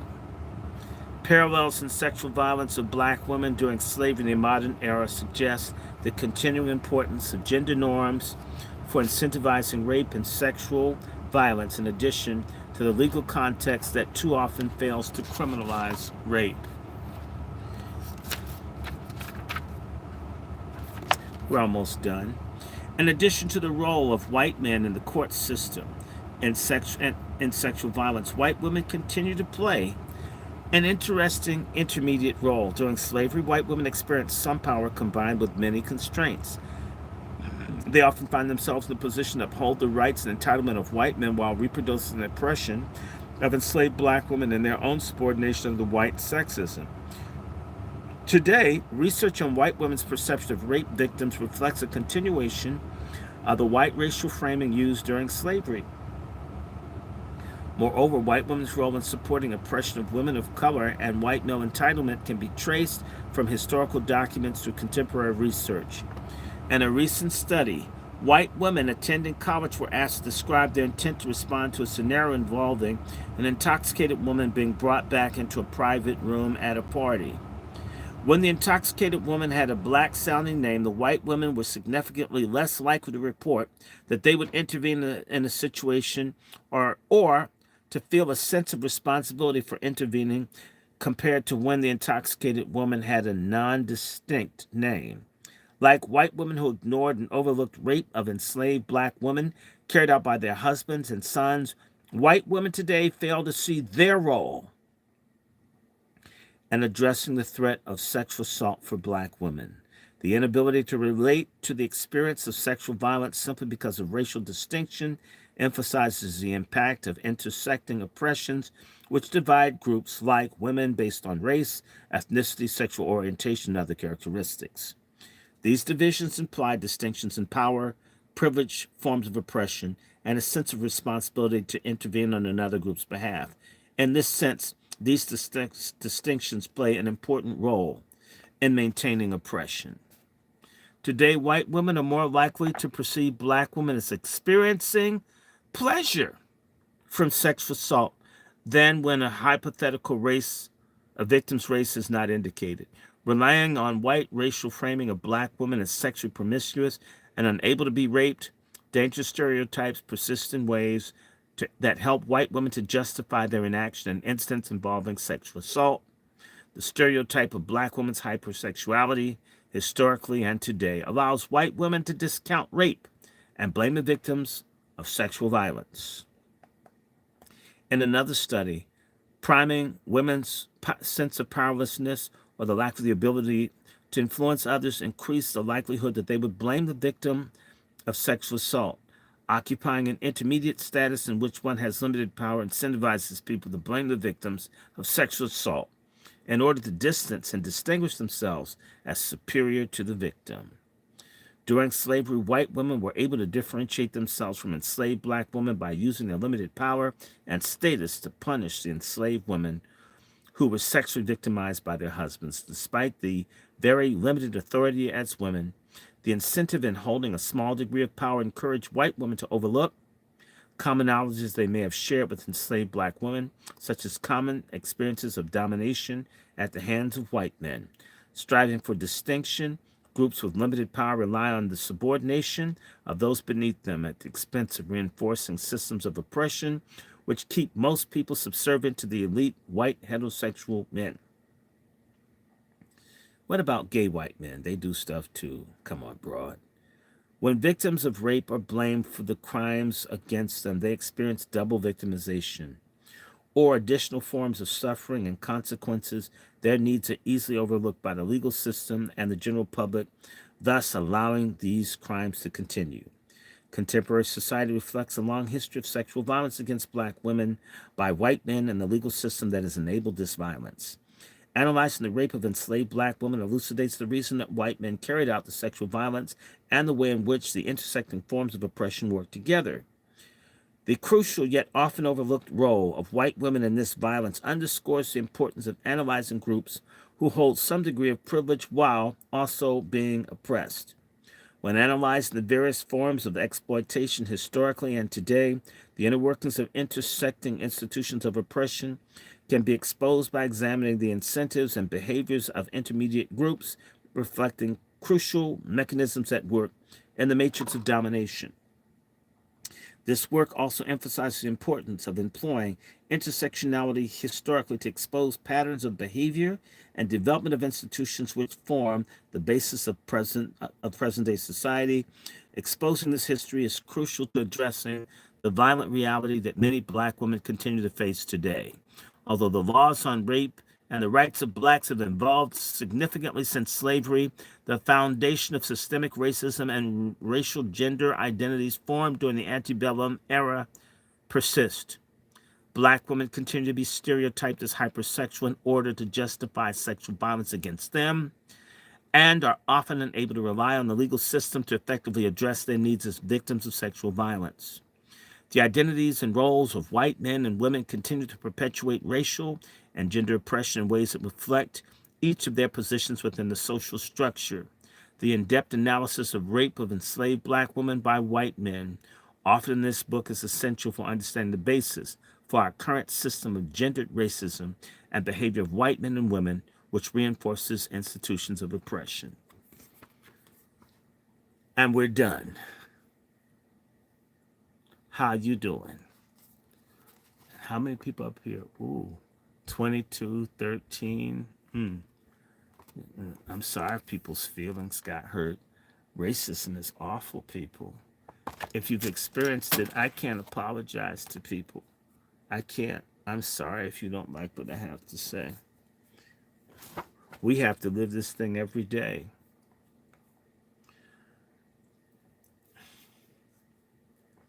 I know what it's like to try to intervene. A young woman was raped, and it's a mess. Now, I'm going to take exactly a 2-minute break. Hang in there. I'm going to just introduce a little bit of this book right here. They Were Her Property, because we're talking about white women. And then I'm going to go right back. I'm going to read the introduction of They Were Her Property. It's just a couple of pages. And after that, we're going to get right into, and this is the book I'm going to try to finish. Maybe not tonight, but within, say, the next 2 days, try to take down this entire book, Harriet Jacobs' Incidents in the Life of a Slave Girl. So I'm going to read the introduction of They Were Her Property, just so you can have an idea of the next book in line. So, and I'm going to take a short break. I'll come right back. And so just bear with me. But we're going to turn it out. And yes, we have to tell the truth. If you really care about white people, you have to tell white people the truth. And you need to tell black people the truth. We need to stop lying to each other.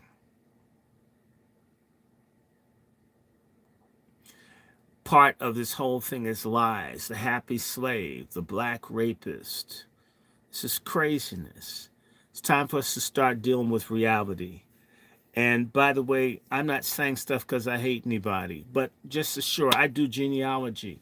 If I run across white family members, how quickly people get mad or don't have the stuff blocked, don't want to know you. I mean, I'm not trying to hurt them. I'm trying to get answers.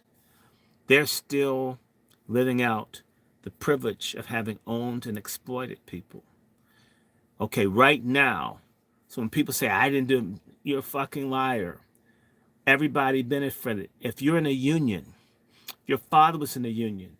If that union excluded black men, if you're in a union today and they've moved the trades out of the schools so black men couldn't get jobs, you're a beneficiary of it. You're stained. Same way people can see what I look like. Because you don't look like me, you're complicit in the system.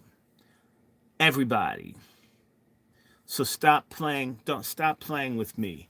I ain't do nothing. No, sure you did. We didn't know Hitler was killing Jews. You're right in the concentration camp. You can't smell the burning hair. You don't see them picking up and beating people. Don't let people do that. And the same can be said of so-called black elites who know better that won't open their mouths in the congressional black circus, or these fake civil rights groups, or these mega church full of coon pastors that can't open their mouths even when their members are killed by the police. Give me 2 minutes. I'll be right back.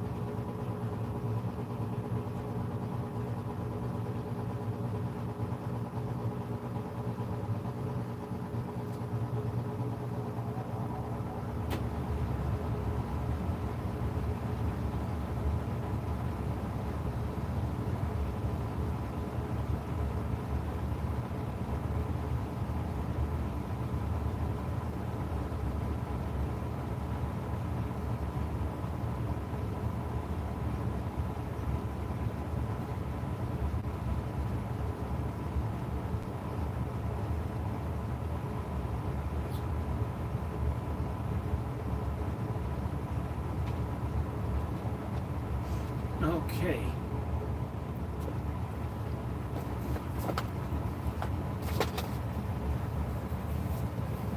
Woo! I told you I'd be right back. Okay.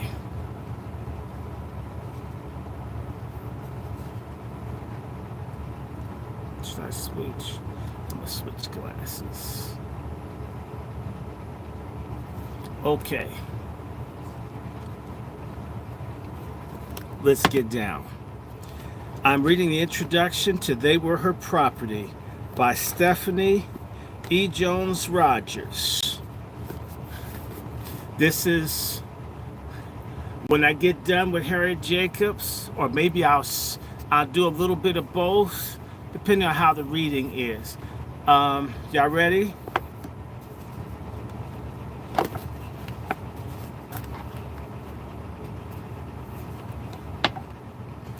Introduction.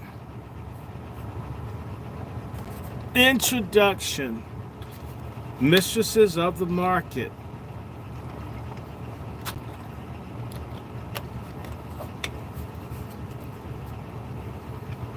In 1859, after touring the antebellum South, the journalist and New York Tribune editor, James Redpath, attempted to explain for his readers why white Southern women opposed emancipation.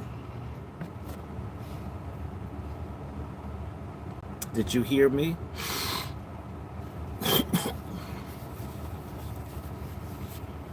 Why white Southern women opposed emancipation, Rachel Feinstein. He believed their sentiments, tied to a lifetime of indoctrination, reared as they were under the shadow of the peculiar institution. Slavery was incessantly praised and defended virtually everywhere they went by everyone they knew, and in most of the publications they read.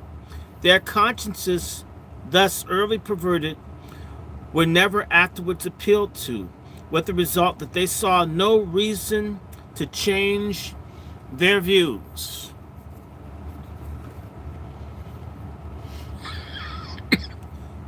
Unlike what Feinstein's saying, no reason to change their views.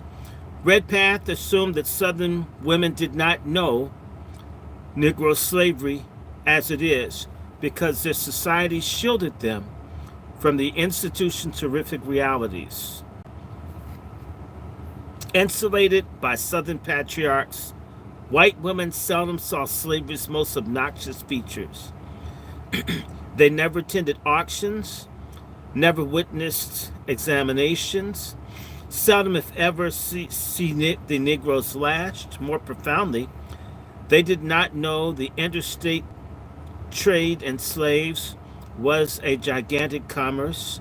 Southern men revealed only the South Side view of slavery. And if the women of the South knew slavery as it is, he was convinced, they would join in protest against it. He's thinking this in 1859, and Feinstein in 2019 is saying, if they only knew, if they only.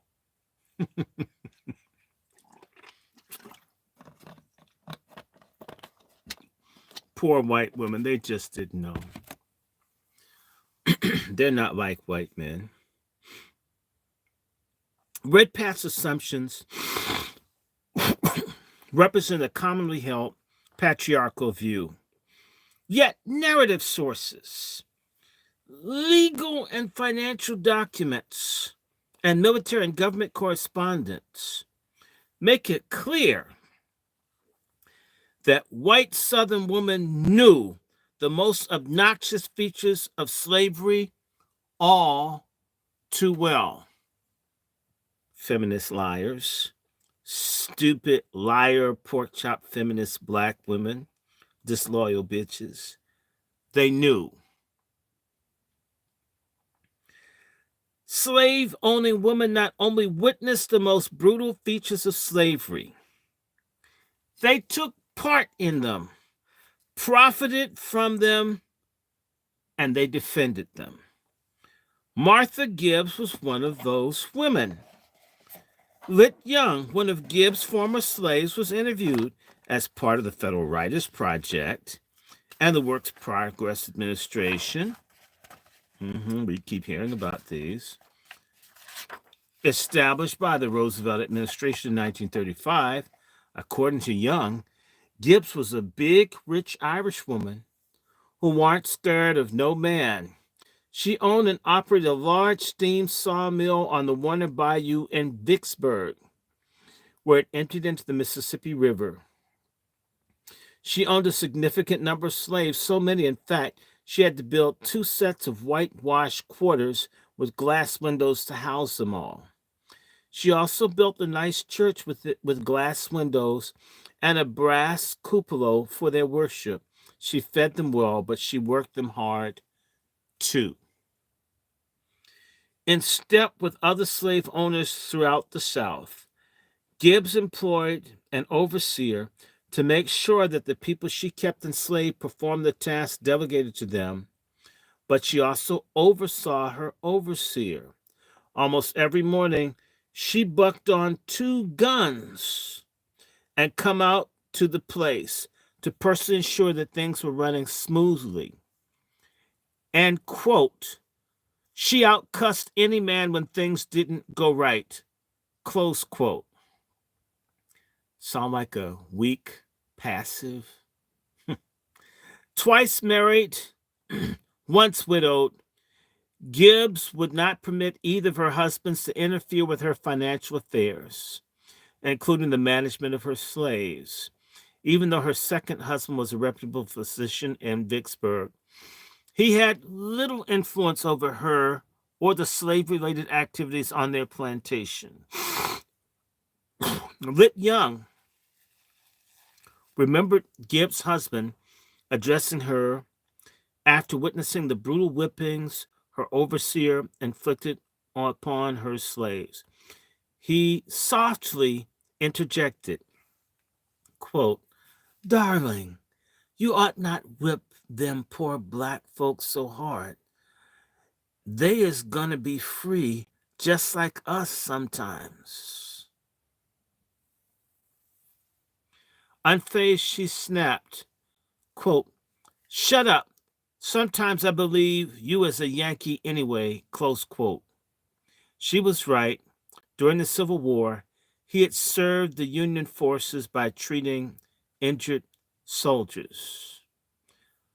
Think about this. If they were talking about him being a Yankee, this means that they were beating the shit out of black people in Reconstruction.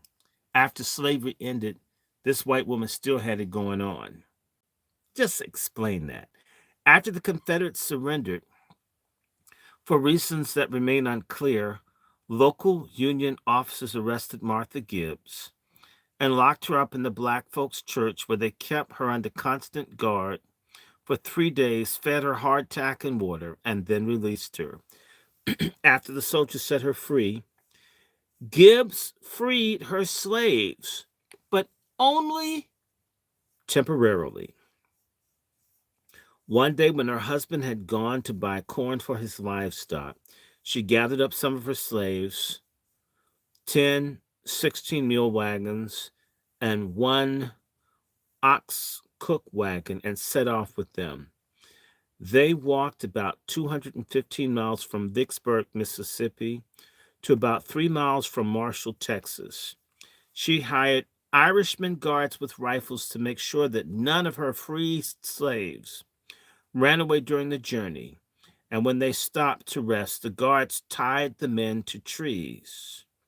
Then on Juneteenth, 1866, 1 year after these legally free but still enslaved people made their first crop in Texas, Martha Gibbs finally let them go. Married slave-holding women like Martha Gibbs have received scant attention in historical scholarship. Part of the reason is a bunch of the women that are feminists are too busy trying to deflect and make all white women saints. White women benefited from slavery. They got most of the money. White women get the money. Rich white men, when they rip off everybody, who do you think the money goes to? Certainly not the black men or black women that they don't marry. It goes to white women. Let's cut the crap. This is a mom and pop operation. Historians have acknowledged that some Southern women owned slaves, but they usually focus on the wealthiest single or widow women. When they do encounter married slaveholding women in the 19th century records, they generally assume that the woman's legal status as wives prevented them from owning slaves in their own right.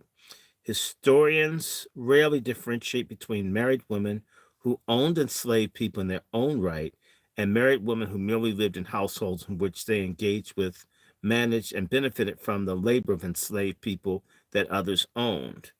Historians rarely consider why slave ownership might have mattered to the women in question, to the enslaved people that they owned, to slave-holding communities, to the institution of slavery, or more broadly, to the region.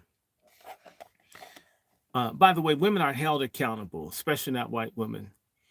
And black women are held accountable. I mean, if you really believe in equality, then everybody gets held accountable, not just people with penises. I'm just saying. Historians have neglected these women because of their behaviors and relationship with their slaves do not conform to the prevailing ideas about white women and slave mastery. In other words, white women wouldn't do that. While it has long been recognized that Southern slave owners were in the minority and that they were by no means a homogeneous group, so much of what scholars know about women and slaveholding South draws upon diaries or letters of the most elite, those living in households that own more than 10 enslaved people. Historians have chronicled their lives, producing microhistories about an extremely small subset of an already small group of white Southerners. Such studies should not be used to make generalizations about the majority of women and slaveholding communities at large. Records indicate that the majority of slave masters owned 10 enslaved people or less, meaning that what you've been told about slavery and women is based on flawed data. And that's why when these feminists with these dumb black women allies who deserve all the DEI abuse that Trump and them are giving y'all deserve it for getting with these folks and you haven't checked them out. Scholars who examine the authority that women held over their slaves frequently focus on the woman's obligatory rather than voluntary or self-initiated management and discipline of enslaved people. They argue, and these are white male scholars, by the way, and white female scholars, which means these people are lying. They argue that women could not be true masters of slaves. Rather, they were fictive masters, even when they possessed the skills and the gall to manage their slaves. These historians argue that they typically did not relish their power. Women are power freaks. Where the hell did they get this crap from? Women are obsessed with power. I haven't met a woman that's not trying to run a man control. Especially American women, completely out of order. Bullshit.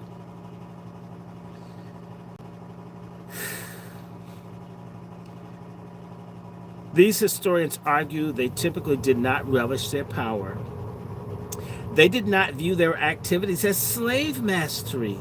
Neither did the Southern laws and courts. This was especially true when it came to violent forms of discipline. White women may punish enslaved people. They might have even been brutal and sadistic, but they fell short of wielding a master's power. And these scholars argued that slaveholding women's acts of violence differ from those of slaveholding men. It's the same way the biggest shoplifters in America are white women. Who's the image of a shoplifter in America? Black men and black women. It's again this whole thing of white women getting the goodies and someone else getting the grief.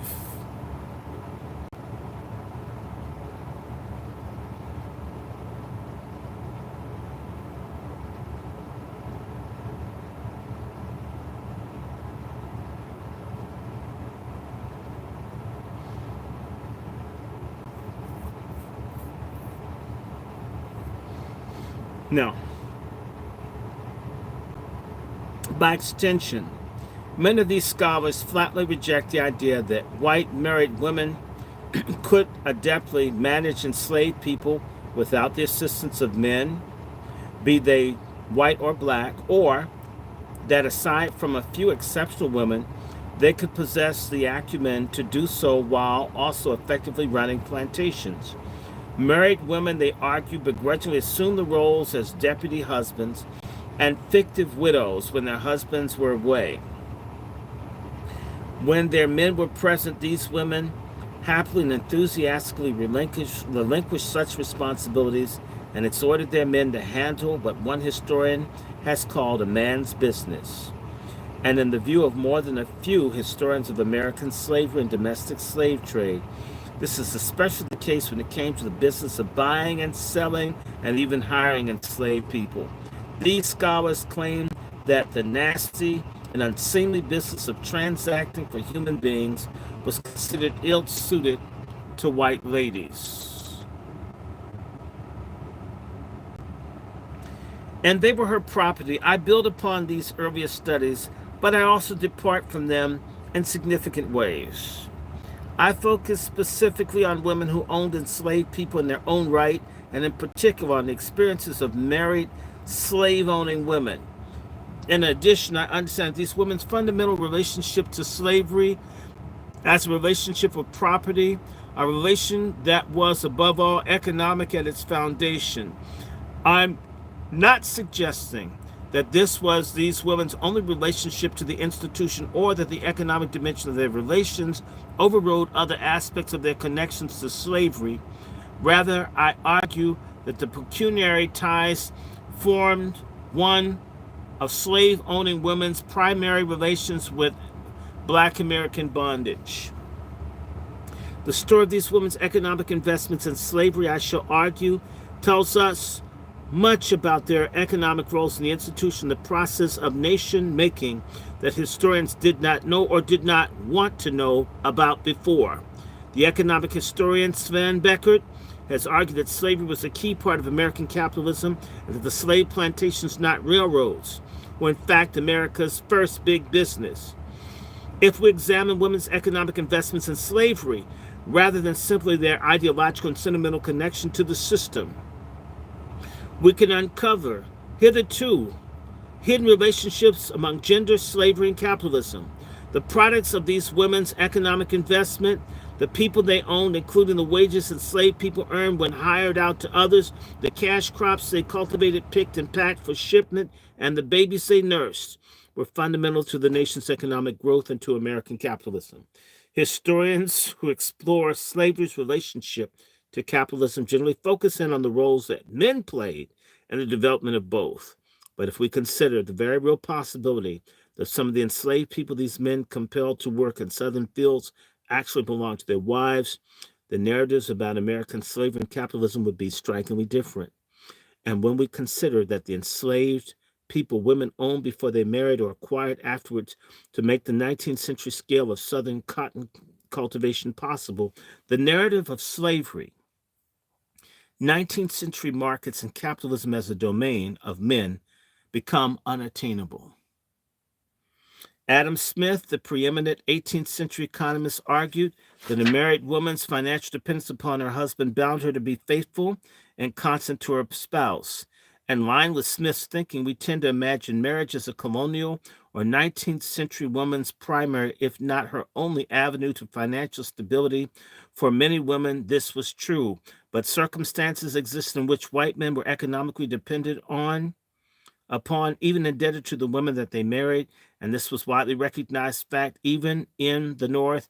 Abigail Adams, the second First Lady of the United States, advised her son John Quincy to postpone marriage until he had accumulated enough property to ensure that he would not be wholly dependent upon the wealth of his future wife that he might bring into their household. When John Quincy hinted at the possibility that he might indeed marry for money, Abigail firmly advised him to never form connections until he saw a prospect of supporting a family. In his response, John Quincy assured his mother that he would never be indebted to his wife for his property. In the South, slave-holding women possess the kind of wealth that prospective suitors and planners in training hope to acquire or have at their disposal. Why else would John Moore crassly tell his cousins Mary and Richard that the girls bait their hooks with niggers, and the more they can stick on, the better success they would have in securing a worthy husband? According to John Moore, even young women outside the ranks of the most elite slaveholders, who typically owned 20 or more slaves, could increase their chances of marrying well if they owned a few. He told his cousins that the girl that has but one or two will get a few nibbles and occasionally catch a trout, but not until he has tried and failed at larger hooks. As this correspondence suggests, some men entered their marriages with little or no wealth, and their unions with property women became their primary avenue for financial independence. A white man's pecuniary circumstances would change drastically upon marriage because the state and local laws generally gave the husbands control over the property their wives brought into the marriage. Simply marrying a woman with property, as George Washington did with Martha Custis, in case you need an example. Simply marrying a woman with property, even if she maintained control over the man, could improve his position. Husbands also often borrowed money from their wives and used enslaved people their wives inherited to cultivate the lands that they bought with those loans. Legal petitions are on record in which women describe themselves as their husbands' creditors and financiers. Many of these women did not accept the loss of their legal claims to property that they brought into their marriage. In fact, many married female petitioners described their slaves as property they still owned, controlled, and considered their husband's control temporary. And as we shall see, the courts often agreed with them. Enslaved people also testified to the ways such ideas shaped marital relationships in white households. Thus, in many respects, married women, their slaves, and their other assets made their husbands' commercial endeavors possible and enabled slavery to thrive in ways it might not have without these women's economic investment in the institution of slavery. I call the women in this book mistresses of the market. But what exactly does that mean? Scholars such as Jennifer Lynn Gross argue that 19th century Southern mistresses assumed roles that were restricted to the dependent position of the daughter, wife, and mother, and the daughters relied completely on their fathers for their public identity, and this dependence transferred to their husbands upon marriage.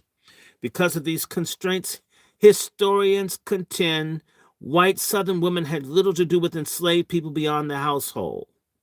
They generally did not personally own slaves, and when they did, their husbands exercised control over them. Southern mistresses were not adept at slave or plantation management unless extenuating circumstances such as the husband's prolonged absence or death compelled them to be.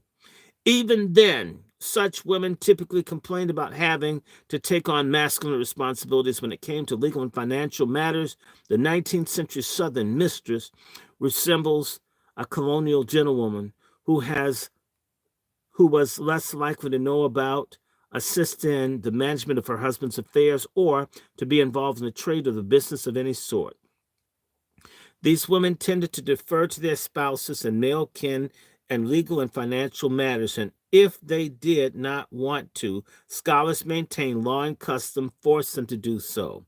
In virtually every dimension of life, then, Southern mistresses were held to be at the mercy of white men. This is a racist, white, feminist interpretation of history. It is a lie. I added that. In this book, I employ the term mistress in a radically different way, one that aligns more closely with its original meaning.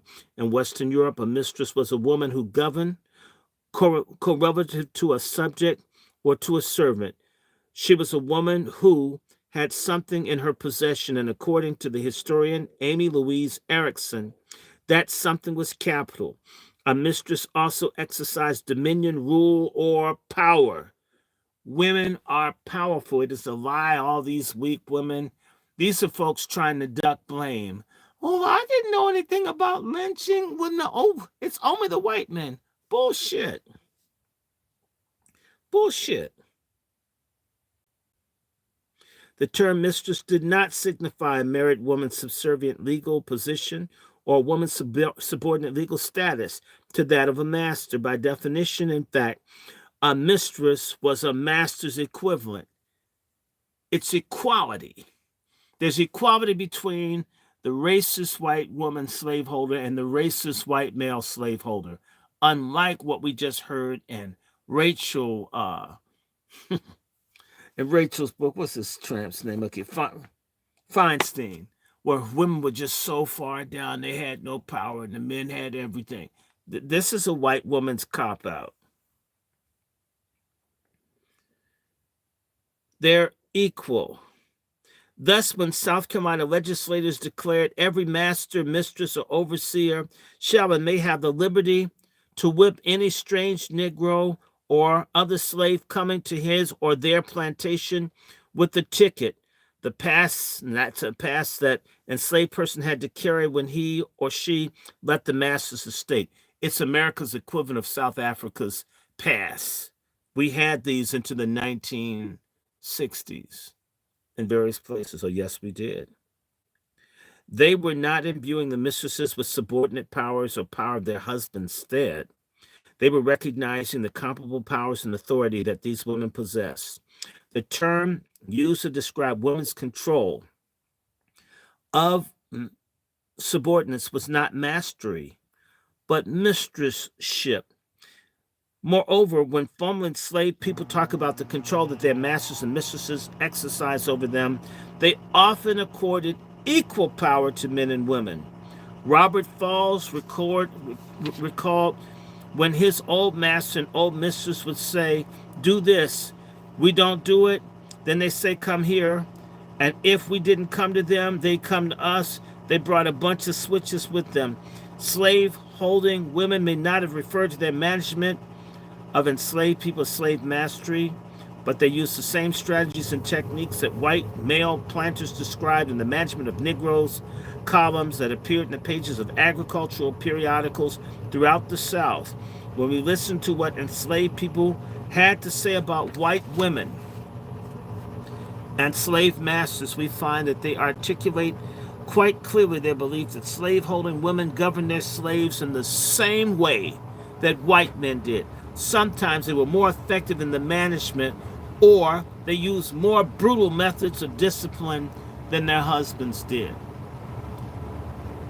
White feminists are liars. Western European mistress was defined in another important way that's relevant to the women I discuss in this book, and the central argument that I make: a mistress was a woman who was skilled in anything. When it came to the 19th century market of slaves, Southern women were savvy and skilled indeed. They studied the slave market. They evaluated its fluctuation. They blended into the crowds that surrounded public auction blocks and courthouse steps as enslaved people were exposed for sale.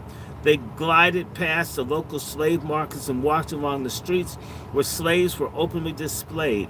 They sat on the front rows of the more aesthetically pleasing slave auction venues, dressed in luxurious silks, satins, and jewels. They sat side by side with other women at public auctions to watch traders and auctioneers sell enslaved people to the highest bidders.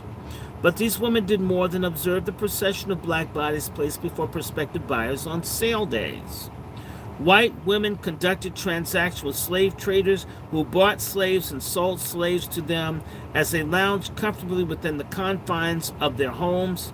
They were not meek in their bargaining. Traders often wrote to one another with tales of slaveholding women who harassed them about pending transactions. Other men described women who entered into the slave market to see what kind of merchandise slave traders had for sale. These women touched the testicles, penises, bottoms, vaginas, and breasts, just like white men did. Stop pretending that this is just one gender. Cut the crap. They recalled these women would interrogate and expect slaves that piqued their interest. They commented on women who bought and took enslaved people home. Slave-owning women bought legal suits against individuals, both male and female, who jeopardized their claim to human property, and others sued them in kind. They bought and sold slaves for a profit. On rare occasions, they owned slave yards. As one historian, James Oakes, pointed out, some black people, indigenous people, and women were viable and active members of the master class. Race and gender, however, created unique constraints that these groups had to endure, adapt to, or circumvent. The experience of slave ownership was different from married women. The legal doctrine that placed their persons and their goods under their husband's control compelled them to take extra steps to secure their separate ownership and management of enslaved people, processes that were not required of men. Their legal subordination to their husbands also meant that women could potentially find themselves in court when spouses, kin, and community members jeopardized or violated their property rights or attempted to exploit them. These special contingencies could prove to be insurmountable impediments to Southern women who might hold or want to hold legal title of enslaved people, who might want to exercise control over enslaved people that they own or came to possess. But women discussed in this book were not dismayed or deterred by legal challenges. They and their families took steps necessary to own and maintain control over enslaved people given to them by loved ones or bought or acquired upon, during, and after marriage. Such steps were neither simple nor easy. That women decided to take them to secure slave property for their own use and benefit reveals their deep economic interest and investment in the system of American slavery. Their willingness to do these things suggests that they were more, not less, invested in slavery and its growth than some men were. The historian Susan O'Donovan has argued the South was a region where the slaveries were many and where the freedoms were often assumed numerous and differently gendered shapes. Although she was speaking about the experience of enslaved people in particular, her conceptualization of many freedoms is also useful in understanding the circumstances that the white women discussed in this book confronted and created. For them, slavery was their freedom. Black slavery, black subordination, black exploitation is white female power. Get it? Get it, dumbass black feminists? Stupid hoes.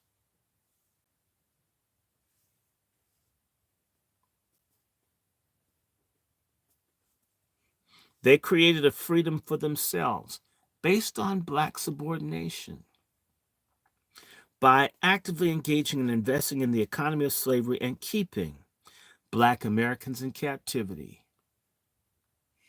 Racism is white female power. Their decision to invest in the economy of slavery and their actions that followed those decisions were not part of a grand scheme to secure women's rights or gender equality. That's some bullshit they created to use us after black folk got free and they needed a new game. Has nothing to do. White women don't care about that. They got dumbass black women into this stuff. God, our women are stupid. Sorry, I'm going to keep calling you black women stupid until you wake up. Nevertheless, slave ownership allowed Southern women to to mitigate some of the harshest elements of the common law regime as it operated in their daily lives. Women's economic investment in slavery, especially when they used legal loopholes to circumvent legal constraints, allowed them to interact with the state and their communities differently. So all this they had no power is garbage. And these women's actions challenge current understanding of white male dominance within Southern households and communities in the antebellum era. In countless ways, the enslaved owning women invested in and profited from their financial ties to American slavery and its marketplace. Yet they rarely documented those economic connections. However, white men and enslaved people themselves did make note and speak of their activities, which the Civil War made tenuous and to which abolition eventually put to an end. When the Federal Writers Project employees traveled through the South searching out glimpses of the past through the interviews with formerly enslaved Black Americans, individuals like Lit Young discussed and identified their female owners, serving as metaphorical flies on the walls of Southern households. Formerly enslaved people talked about some of the most violent, traumatic, and intimate dimensions of life of those who were free, who were bound and who were free. They heard and saw things typically remained obscured from view. Details of white slave-owning couples that often left out personal correspondence or public communications. That is, when they were able to write at all. Many slaveholding women I discuss in this book contended with some form of illiteracy. They either were unable to read or write or possess the ability to do one, but not the other. Enslaved and formerly enslaved people's recollection about their female owners thus serve as some of the only archival records about these women to survive. The nature of slavery all but guaranteed that formerly enslaved people would relocate many times, be compelled to work in different regions of the South, and possibly cultivate different crops in different climates over the course of their lives. The government employees who interviewed them worked from a questionnaire that did not include any questions about whether or how their experiences of enslavement changed as they moved across the South. While some formerly enslaved people did offer details off script, others simply chose to answer the questions posed. Some historians caution scholars against relying on the testimonies of former slaves gathered in the mid-20th century. They contend that formerly enslaved people could not have possibly understood what slavery entailed because, after all, most of them were only children when slavery thrived in the South. Furthermore, they suggest that even if the survivors were old enough to have experienced their bondage in all its dimensions, it is unlikely that they remember the details as clearly after such a long period of time.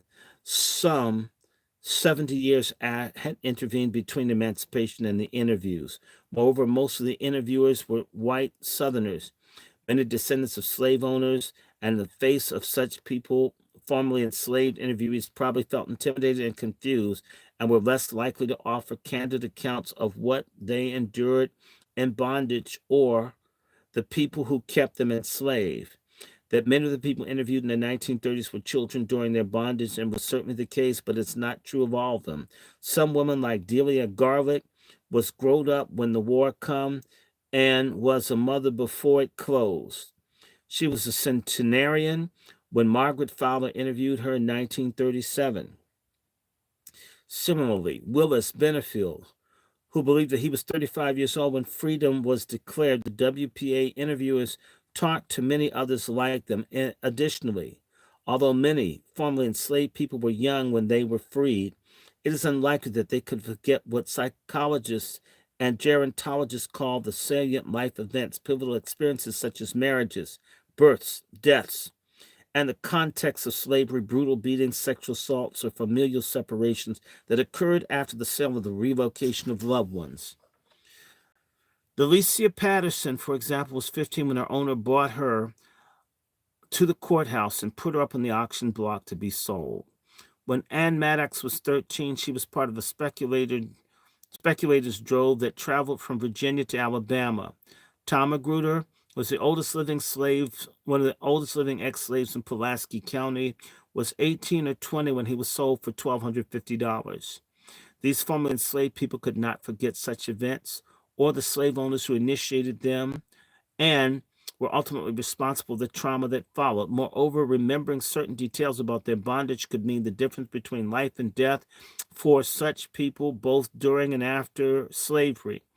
As enslaved, formerly enslaved people navigated the southern landscape, their safety, sometimes their very lives, often depend on their ability to produce passes or tickets which accurately describe their owners, among other things. And their continued ties to white families that previously owned them could spare them some of the racial violence that characterized the Reconstruction in the South.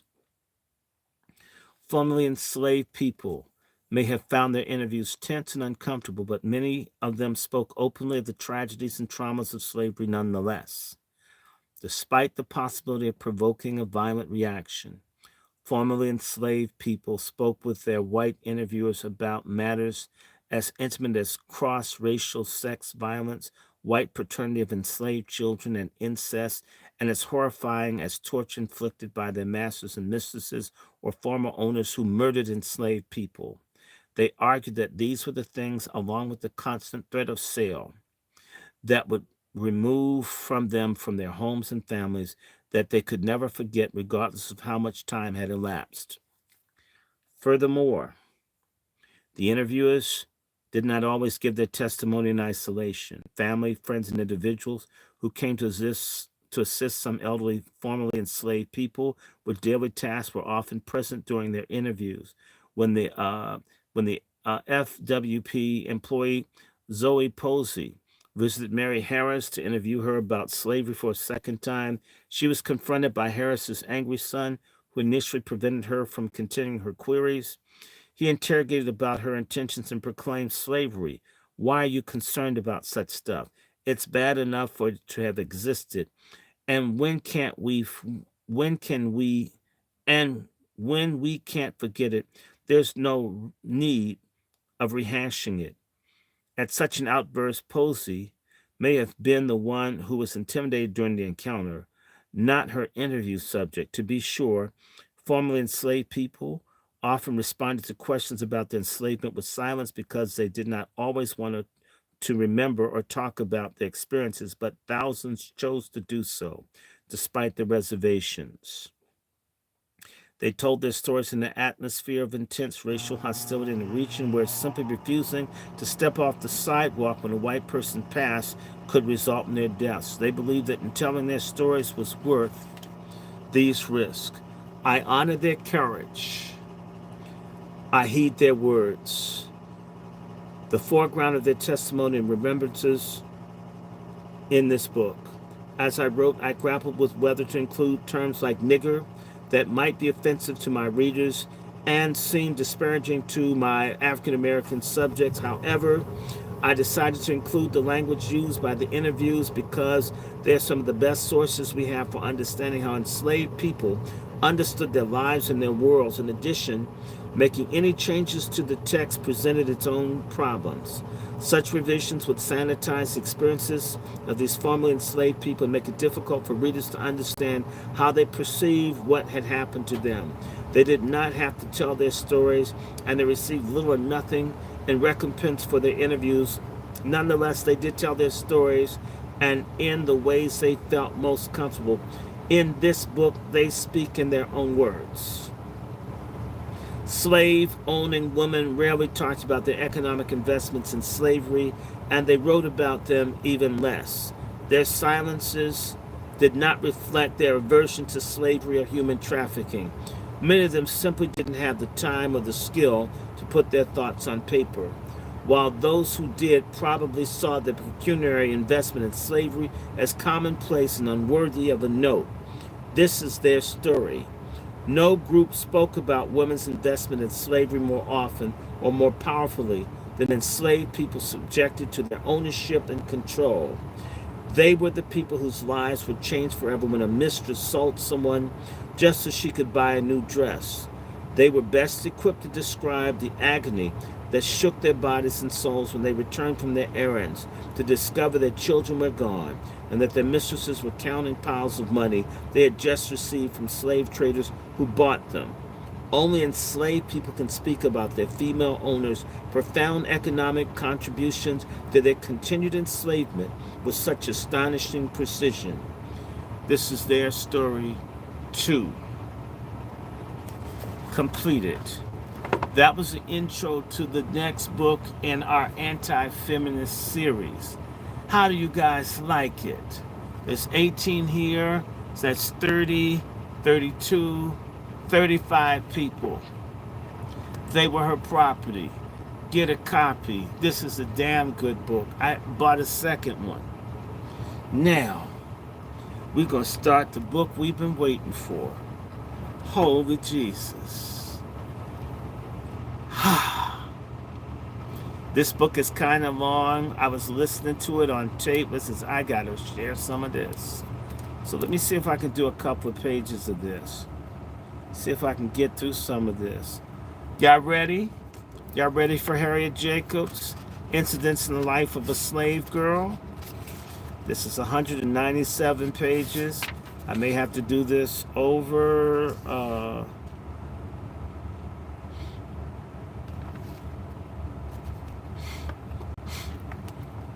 May have to do it over the course of 2 days.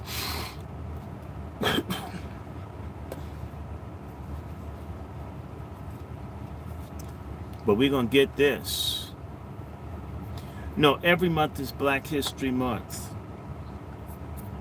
This is the preface to Harriet Jacobs' book. Preface by the author. Reader, be assured that this narrative is no fiction. I'm aware that some of my adventures seem to be incredible, but they are, nevertheless, strictly true. I have not exaggerated the wrongs inflicted by slavery. On the contrary, my descriptions fall far short of the facts. I have concealed the names of places and given persons fictitious names. I had no motive for secrecy on my own account, but deemed it kind and considerate towards others to pursue this course. I wish I were more competent in the task I have undertaken, but I trust my readers will excuse deficiencies in the consideration of circumstances. I was born and reared in slavery, and I remained a slave in a slave state 27 years.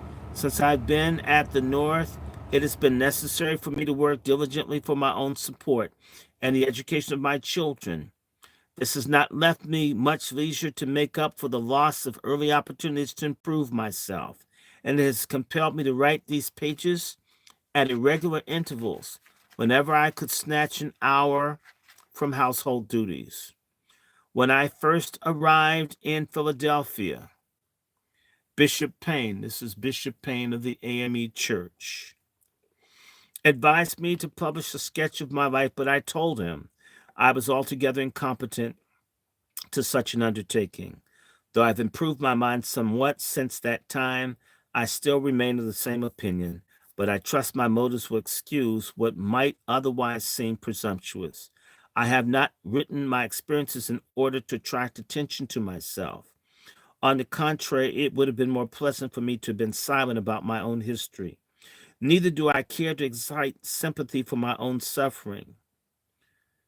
But I do earnestly desire to arouse the women of the North to a realizing sense of the condition of 2 millions of women at the South, still in bondage, suffering what I suffered, and most of them far worse. I want to add my testimony to that of Abel Pence to convince the people of the free states what slavery really is. Only our experiences can one realize how deep, dark, and foul is that pit of abominations. May the blessing of God rest on this imperfect effort on behalf of my persecuted people. Her pseudonym was Linda Brent, but this is Harriet Jacobs. And I want to start off by saying, may the blessing of God rest on this imperfect effort on behalf of my persecuted people. Rachel Feinstein and all these other white feminists act as if And I'll say this to all the black folk out there who disgust me to my guts. Your ancestors, many of them, the spear tip of resisting slavery, were Christian, God fearing people who read the Bible. That's what kept them going.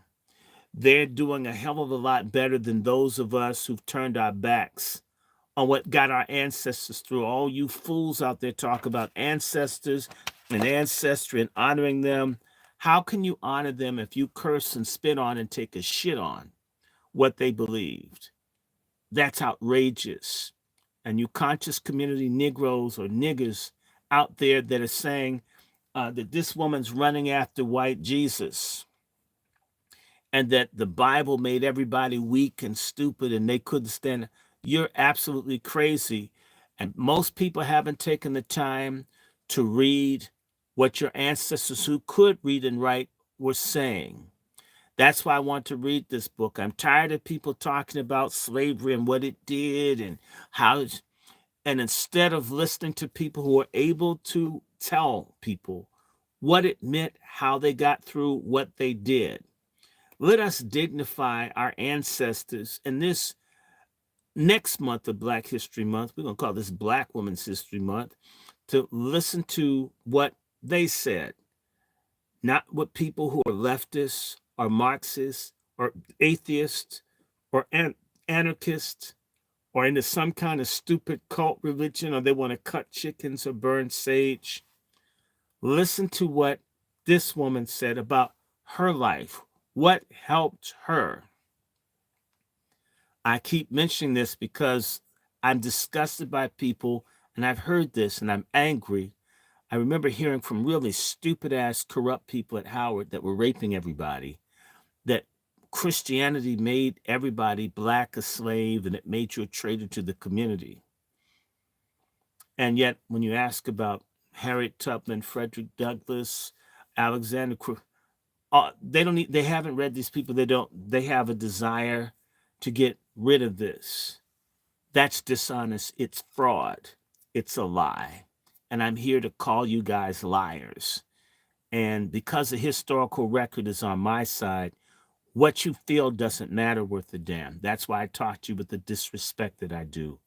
You're hurting and destroying your community, and you belong in hell. Hell is too good for you. Now I'll start reading. Chapter 1. I was born a slave, but I never knew it till 6 years of happy childhood had passed away. My father was a carpenter and considered so intelligent and skillful in his trade that when building out of the common line were to be corrected, he was sent for from long distances to be the head workman, on the condition of paying his mistress $200 a year and supporting himself. He was allowed to work at his trade and manage his own affairs. His strongest wish was to purchase his children, but though he several times offered his hard earnings for that purpose, he never succeeded. In complexion, my parents were a light shade of brownish yellow and were termed mulattoes. They lived together in a comfortable home, and though we were all slaves, I was so fondly shielded that I never dreamed I was a piece of merchandise, trusted to them for safekeeping and liable to be demanded of them at any moment. I had one brother, William, who was 2 years younger than myself, a bright, affectionate child. I had also great treasure, and my maternal grandmother, who was a remarkable woman in many respects. She was the daughter of a planter in South Carolina who, at his death, left her mother and her 3 children free, with money to go to St. Augustine, where they had relatives. It was during the Revolutionary War that they were captured on their passage, carried back, and sold to different purchasers. Such was the story my grandmother used to tell me, but I do not remember all the particulars. She was a little girl when she was captured and sold to the keeper of a large hotel. I have often heard her tell how hard she fared during childhood, but as she grew older, she evinced so much intelligence and was so faithful that her master and mistress could not help seeing it was for their interest to take care of such a valuable piece of property. She became an indispensable personage in the household, officiating in all the capacities from cook and wet nurse to seamstress. She was much praised for her cooking, and her nice crackers became so famous in the neighborhood that many people were desirous of obtaining them. In consequence of numerous requests of this kind, she asked permission of her mistress to bake crackers at night after all the housework was done, and she obtained the leave to do it, provided she would clothe herself and her children from the profits. Upon these terms, after working all day for her mistress, she began her midnight bakings, assisted by her two oldest children. The business proved profitable, and each year she, laid by little, was saved for a fund to purchase her children. Her master died, and the property was divided among his heirs. The widow had her dower in the hotel, and which she continued to keep open. My grandmother remained in her service as a slave, but her children were divided among her master's children. As she had five, Benjamin, the youngest one, was sold, in order that each heir may have an equal portion of dollars and cents. There was so little difference in our ages that he seemed more like my brother than my uncle. He was a bright and handsome lad, nearly white, for he had inherited the complexion of my grandmother, that complexion my grandmother had derived from the Anglo-Saxon ancestors. Though only 10 years old, $720 were paid for him. His sale was a terrible blow to my grandmother, but she was naturally hopeful. She went back to work with renewed energy, trusting in time to be able to purchase some of her children. She had laid up $300 since her mistress one day begged as a loan, promising to pay her soon. The reader probably knows that no promise or writing was given to a slave is legally binding. For according to Southern laws, a slave being property can hold no property. When my grandmother lent her hard earnings to her mistress, she trusted solely to her honor, the honor of a slaveholder to a slave. To this good grandmother I was indebted for my many comforts. My brother William and I received a portion of the crackers, cakes, and preserves she made to sell, and after we ceased to be children, we were indebted to her for many more important services. Such were the unusually fortunate circumstances of my early childhood. When I was 6 years old, my mother died, and then, for the first time, I learned by the talk around me that I was a slave. My mother's mistress was the daughter of my grandmother's mistress. She was the foster sister of my mother, and they were both nourished at my grandmother's breast. In fact, my mother had been weaned at 3 months old that the babe of the mistress might obtain sufficient food. They played together as children, and when they became women, my mother was a most faithful servant to her white foster sister. On her deathbed, her mistress promised that her children should never suffer for anything during her lifetime. She kept her word. They all spoke kindly of my dead mother, who had been a slave merely in name, but in nature was noble and womanly. I grieved for her, and my young mind was troubled with the thought, who would now take care of me and my little brother? I was told my home was now to be with her mistress, and I found it a happy one. No toilsome, disagreeable duties were imposed on me. My mistress was so kind to me that I was always glad to do her bidding and proud to labor for her as much as my young years would permit. I would sit down by her side for hours sewing diligently with a heart as free from care as any freeborn white child. When she thought I was tired, she would send me out to run and jump, and away I bounded to gather berries or flowers to decorate her room. Those were happy days, too happy to last. A slave child has no thought for the morrow. But there came that blight, which too surely waits on every human being born to be a chattel. When I was nearly 12 years old, my kind mistress sickened and died. As I saw the cheeks grow paler, the eyes more glassy, how earnestly I prayed in my heart that she might live. I loved her, for she had been almost like a mother to me. My prayers were not answered. She died, and they buried her in the little churchyard, where the day after day my tears fell upon her grave. I was sent to spend a week with my grandmother. I was now old enough to begin to think of the future, and again, I asked myself, what will they do with me? I felt sure I would never find another mistress so kind as the one who was gone. She had promised my dying mother and her children should never suffer for anything, and when I remembered that, I recalled her many proofs of attachment to me. I could not help having some hope that she left me free. My friends were almost certain that it wouldn't be so. They had thought she would be sure to do it on account of my mother's love and faithful service, but alas, we all know the memory of a faithful slave does not avail much to save her children from the auction block. After a brief period of suspense, the will of my mistress was read, and we learned she had bequeathed me to her sister's daughter, a child of 5 years old. So vanished our hopes. My mistress had taught me the precepts of God's word. Thou shalt love neighbor as thyself. Whosoever ye would that men should do unto you, do ye even so unto them. But I was her slave, and I suppose she did not recognize me as her neighbor. I would give much to blot out from my memory that one great wrong. As a child, I loved my mistress, and looking back on the happy days I spent with her, I try to think with less bitterness than this act of injustice.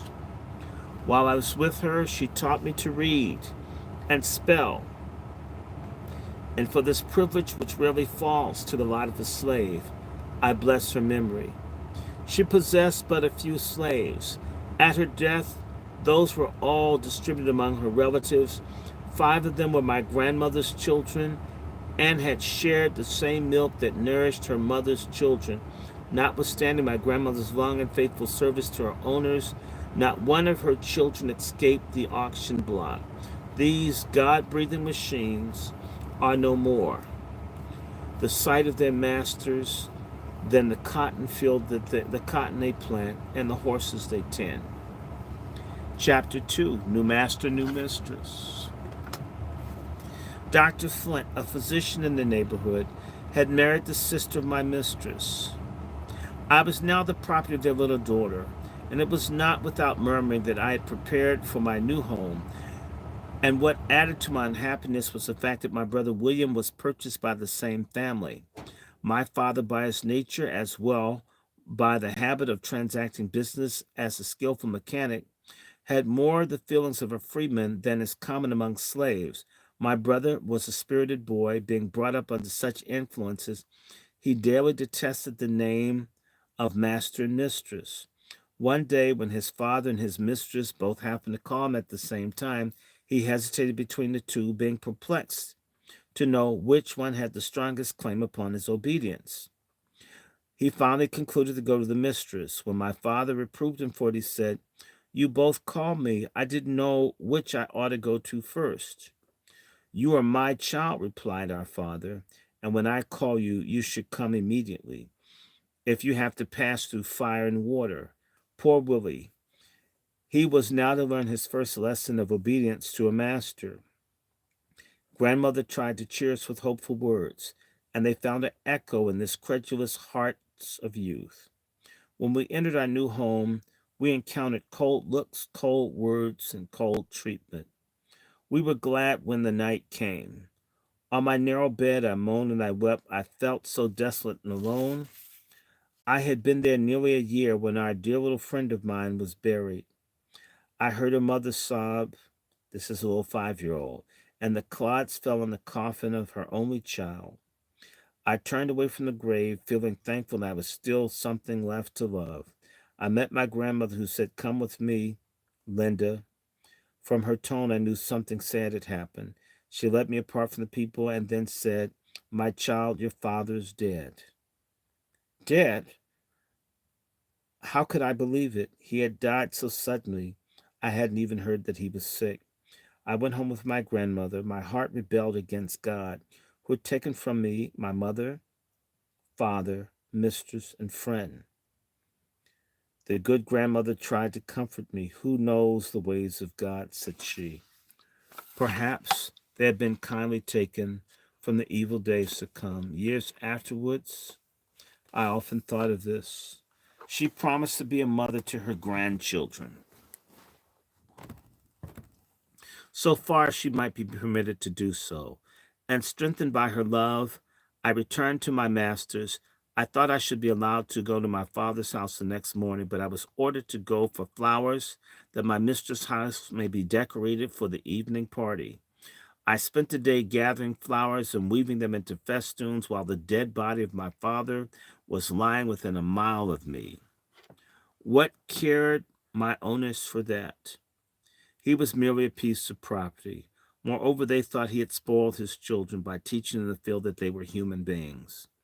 This was a blasphemous doctrine for a slave to teach, presumptuous in him and dangerous to the masters. The day I followed his remains to the humble grave beside that of my dear mother, there were those who knew my father's worth and respected his memory. My home now seemed more dreary than ever. The laugh of the little slave children sounded harsh and cruel. It was selfish to feel so about the joy of others. My brother moved about with a very grave face. I tried to comfort him, saying, "Take courage, Willie. Brighter days will come by and by." "You don't know anything about it, Linda," he replied. "We shall have to stay here all our days. We shall never be free." I argued that we were growing older and stronger, and that perhaps we might, before long, be allowed to hire our own time. Then we could earn money to buy our freedom. William declared this was much easier to say than to do. Moreover, he did not intend to buy his freedom. We held daily controversies upon this subject. Little attention was paid to slave meals in Dr. Flint's house. If they could catch a bit of food while it was going, well and good. I gave myself no trouble on that score, for in my various errands I passed my grandmother's house, and there was always something to spare for me.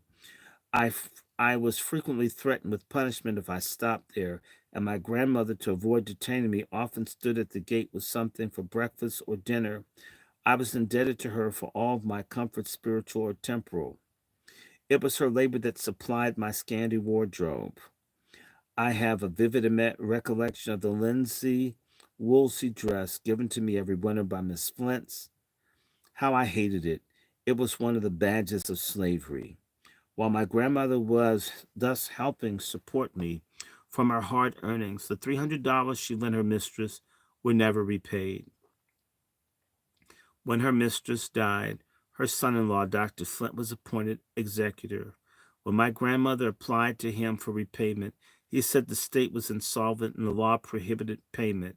It did not, however, prohibit him from retaining the silver candelabra which had been purchased with that money. I presume that that will be handled down in the family for generation to generation.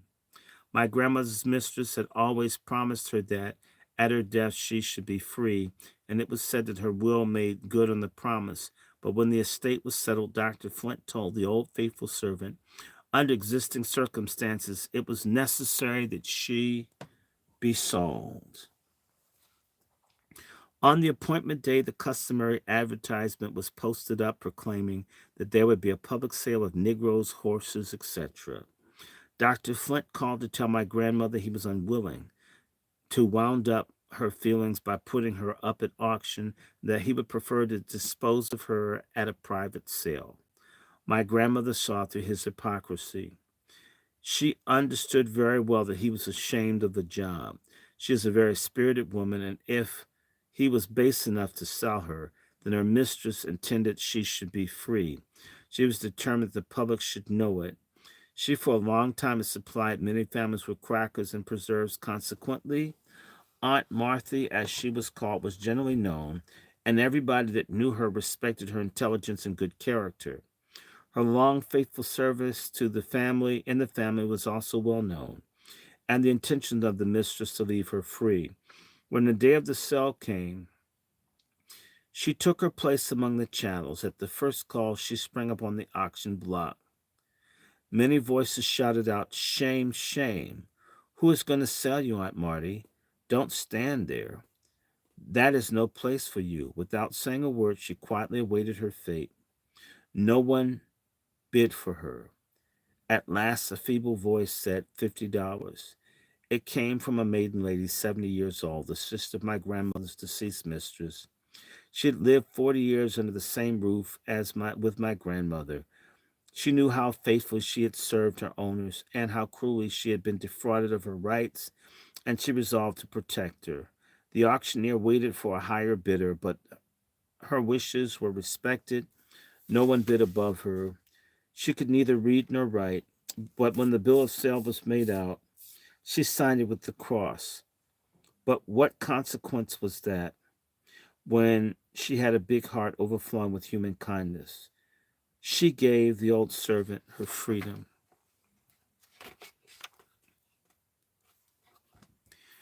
At that time, my grandmother was just 50 years old. Laborious years had passed since then, and now my brother and I were slaves to the man who had defrauded her of her money, tried to defraud her of her freedom. One of my mother's sisters, called Aunt Nancy, was also a slave in his family. She was a kind and good aunt to me, supplied the place of both housekeeper and waiting maid to her mistress. She was, in fact, at the beginning and end of everything. Mrs. Flint, like many Southern women, was totally deficient in energy. She had not the strength to superintend her house affairs, but her nerves were so strong she could sit in her easy chair and see a woman whipped until blood trickled from every stroke of the lash. She was a member of the church, but partaking the Lord's Supper did not seem to put her in a Christian frame of mind. If dinner was not served at the exact time on a particular Sunday, she would station herself in the kitchen and wait until it was dished, and then spit in all the kettles and the pans that had been used for cooking. She did this as to prevent the cook and her children from eking out a meager fare with the remains of gravy and other scrappings. Slaves could get nothing to eat except what she chose to give them. Provisions were weighed out by the pound and the ounces 3 times a day. I can assure you that she gave them no chance to eat wheat bread of her flour barrel. She knew how many biscuits a quart of flour would make and exactly what size they ought to be. Dr. Flint was an epicure. The cook never sent dinner to his table without fear and trembling, for if there happened to be a dish not to his liking, he would either order her to be whipped or compel her to eat every mouthful in his presence. The poor hungry creature might not have objected to eating it, but she did object to having her master cram it down her throat. Cram it down her throat until she choked. Wow, these are some mean-ass people.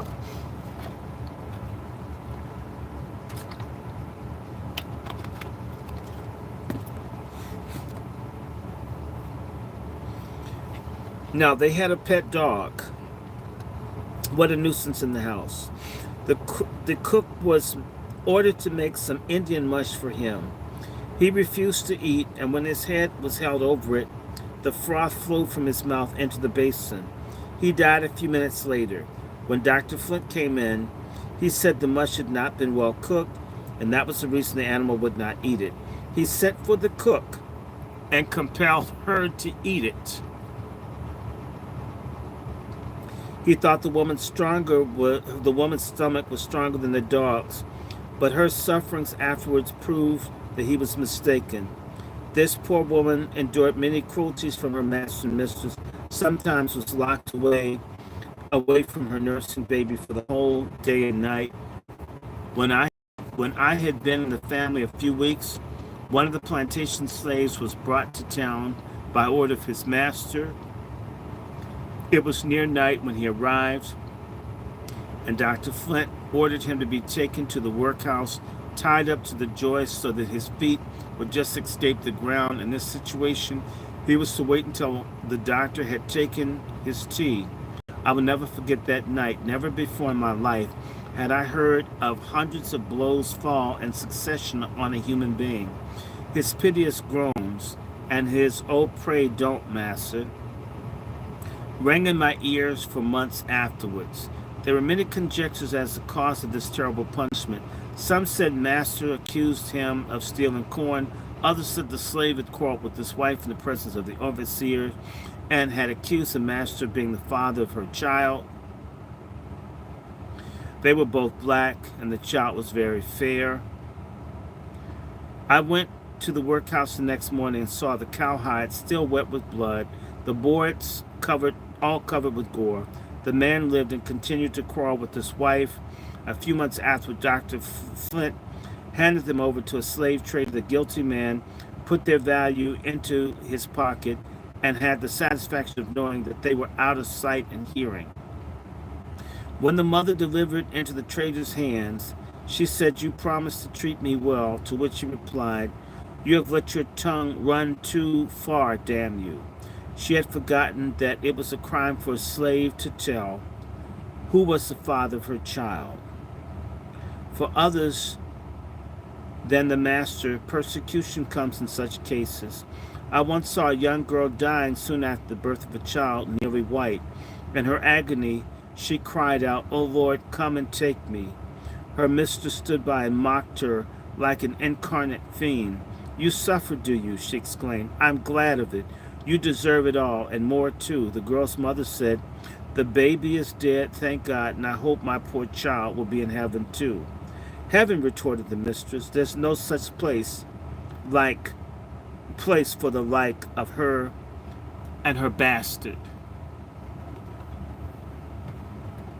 The poor mother turned away sobbing. Her daughter called her feebly as she bent over her and heard her say, "Don't grieve so, mother. God knows all about it, and he will have mercy upon me." Her sufferings afterwards became so intense that the mistress felt unable to stay. But when she left the room, a scornful smile was still on her lips. 7 children called her mother. The poor black woman had but one child whose eyes she saw closing in death, while she thanked God for taking her from the greater bitterness in life. Chapter 3: The Slave's New Year. Dr. Flint owned a fine residence in town, several farms, and about 50 slaves, besides hiring a number by the year. Hiring day at the South takes place on the 1st of January. On the 2nd, the slaves were expected to go to their new masters. On a farm, they work until the corn and cotton are laid. They have 2 holidays. Some masters give them a good dinner under the tree. This over, they work until Christmas Eve. If no heavy charges are meantime brought against them, they're given 4 or 5 holidays, which means whatever the master or overseer may think is proper. Then comes New Year's Eve, and they gather together their little alls, or more properly speaking, their little nothings, and wait anxiously for the dawning of the day. At the appointed hour, the grounds are thronged with men and women and children, waiting like animals to hear their doom pronounced. The slave is sure to know who is the most humane or cruel master within 40 miles of him. It is easy to find out on that day who clothes and feeds his slaves well, for he is surrounding the crowd begging, "Please, master, hire me for this year. I will work very hard, master." If a slave is unwilling to go with his new master, he is whipped or locked up in jail until he consents to go and promises not to run away during a year. Should he chance to change his mind, thinking it justifiable to violate the extorted promise, woe to him if he is caught. The whip is used until the blood flows at his feet, and his stiffened limbs are put in chains to be dragged in the field for days and days. If he lives until the next year, perhaps the same man will hire him again, even without giving him an opportunity of going to the hiring ground. After those hire are disposed of, those for sale are called up. Oh, you happy free women, contrast your New Year's Day with that of a poor bondwoman. With you it is a pleasant season, as the light of the day is blessed. Friendly wishes meet you everywhere, and gifts are showered upon you. Even hearts that may have been estranged from you soften at this season. And the lips have been silent back echo, "I wish you a happy new year." Children bring little offerings and raise up their rosy lips for a caress. They are your own. No hand but that of death can take them from you. But to the slave mothers, New Year's Day comes laden with peculiar sorrows. She sits on her cold cabin floor watching the children who may be torn from her the next morning, and often does she wish that she might die before the day dawns. She may be an ignorant creature degraded by the system that has brutalized her from childhood, but she has a mother's instinct and is capable of feeling a mother's agony. On the one of these sale days, I saw a mother lead 7 children to the auction block. She knew that some of them would be taken from her, but they took all. The children were sold to a slave trade, and their mother was brought to them by the man in her town. Before all of her children were far away, she begged the trader to tell her where he intended to take them. This he refused to do. How could he, when he knew he would sell them one by one, wherever he could command the highest price? I met that mother in the street. Her wild, haggard face lives today in my mind. She wrung her hands in anguish, exclaimed, "Gone, all gone. Why didn't God kill me?" I had no words wherewith to comfort her. Instances of this kind are daily, yea, hourly occurrence. Slaveholders have a method peculiar with their institution of getting rid of old slaves whose lives have been worn out by their service. I knew of an old woman who was 70 years faithful, served her master. She had become helpless from hard labor and disease. Her owners moved to Alabama, and this old woman was left to be sold to anybody that would give $20 for her. Chapter 4. The Slave That Dared to Feel Like a Man. 2 years had passed since I entered Dr. Flint's family, and those years had brought much knowledge that comes from the experience, though they had afforded little opportunity for any other kinds of knowledge. My grandmother had, as much as possible, been a mother to her orphan grandchildren. By perseverance and unwearied industry, she was now the mistress of a snug little home, surrounded with the necessities of life. She would have been happy could her children have shared them with her. There remained but 3 children and 2 grandchildren, all slaves. Most earnestly did she strive to make us feel that it was the will of God, that He had seen fit to place us under such circumstances. Though it seemed hard, we ought to pray for contentment. It was a beautiful faith coming from a mother who could not call her children her own, but I and Benjamin, her youngest boy, condemned it. We reasoned that it was much more than the will of God that we should be situated where she was. We longed for a home like hers. There was always found sweet balsam for our troubles. She was so loving and so sympathizing. She always met us with a smile and listened with patience to all of our sorrows. She spoke so hopefully that unconsciously the clouds gave place to sunshine. There was a grand big oven there, too, that baked bread and nice things for the town, and we knew that there was always a choice bit in store for us. But alas, even the charms of the old oven failed to reconcile us to our hard lot. Benjamin was now tall and a handsome lad, strongly and gracefully made, with a spirit that was too bold and daring for a slave. My brother William was now 12 years old and had the same aversion to the word master that he had when he was an urchin of 7 years. I was his confidant. He came to me with all of his troubles. I remember one instance in particular.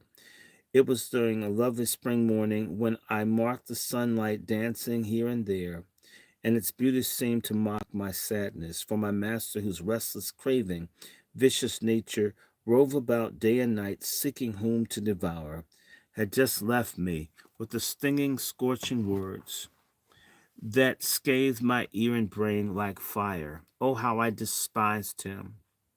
I thought now how glad I should be if some day, when he walked the earth, it would open up and swallow him up and disencumber the world of a plague. When he told me I was made for his use, you're talking about sex, people, made to obey his command in everything, that I was nothing but a slave whose will must and should surrender to his. Never before had my puny arm felt half so strong. So deeply was I absorbed in the painful reflections afterward that I neither saw nor heard the entrance of anyone till the voice of William sounded close beside me. Linda, said he, what makes you so sad? I love you. Oh, Linda, isn't this a bad world? Everybody seems so cross and unhappy. I wish I had died when poor father did. I told him that everybody was not cross or unhappy, that those who had pleasant homes and kind friends, who were not afraid to love them, were happy. But we were slave children without a father or mother, could not expect to be happy. We must be good, perhaps that would bring us contentment. Yes, he said, I'll try to be good, but what's the use? They are all the time troubling me. Then he proceeded to relate his afternoon difficulty with young Master Nicholas. It seemed that the brother of Nicholas had pleased himself making up stories about William. Master Nicholas said he should be flogged, and he would do it, whereupon he went out to work, but William fought bravely, and the young master, finding he was getting the better of him, undertook to tie his hands behind him. He failed in that likewise. By dint of kicking and fisting, William came out of the skirmish, none the worse for a few scratches. He continued to discourse on his young master's meanness, how he whipped the little boys, but was a perfect coward when a tussle ensued between him and white boys of his own size. On such occasions he always took to his legs. William had other charges to make against him. One, he was rubbing his pennies with quicksilver and passing them off for quarters of a dollar to an old man who kept a fruit stall. William was often sent to buy fruit and earnestly inquired of me what ought he do under such circumstances. I told him that it was certainly wrong to deceive the old man, and that it was his duty to tell the impositions practiced by the young master. I assured him that the old man would not be slow to comprehend the whole, but there was a matter within. William thought it might with the old man, but not with him. He said he did not mind. He did not mind the smart of the whip, but he did not like the idea of being whipped. While I advised him to be good and forgiving, I was not unconscious of the beam in my own eye. It was very knowledgeable in my own shortcomings that urged me to remain, if possible, some sparks of my brother's God-given nature. I had not lived 14 years in slavery for nothing. I had felt, seen, and heard enough, and read in the characters and questions the motives of those around me. The war of my life had begun. As though one of God's powerless creatures, I resolved never to be conquered. Alas for me! If there was one pure sunny spot for me, I believed it to be in Benjamin's heart, and in another's who I loved with all the ardor of a girl's first love. My owner knew of it, and sought in every way to render me miserable. He did not resort to corporal punishment, but to all petty tyrannical ways that human ingenuity could devise. I remember the first time I was punished. It was in the month of February. My grandmother had taken my old shoes and replaced them with the new pair. I needed them, for several inches of snow had fallen and continued to fall.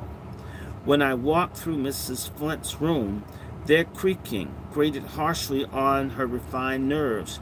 She called me to her and asked me about how I made such a horrid noise, and I told her, it's my new shoes.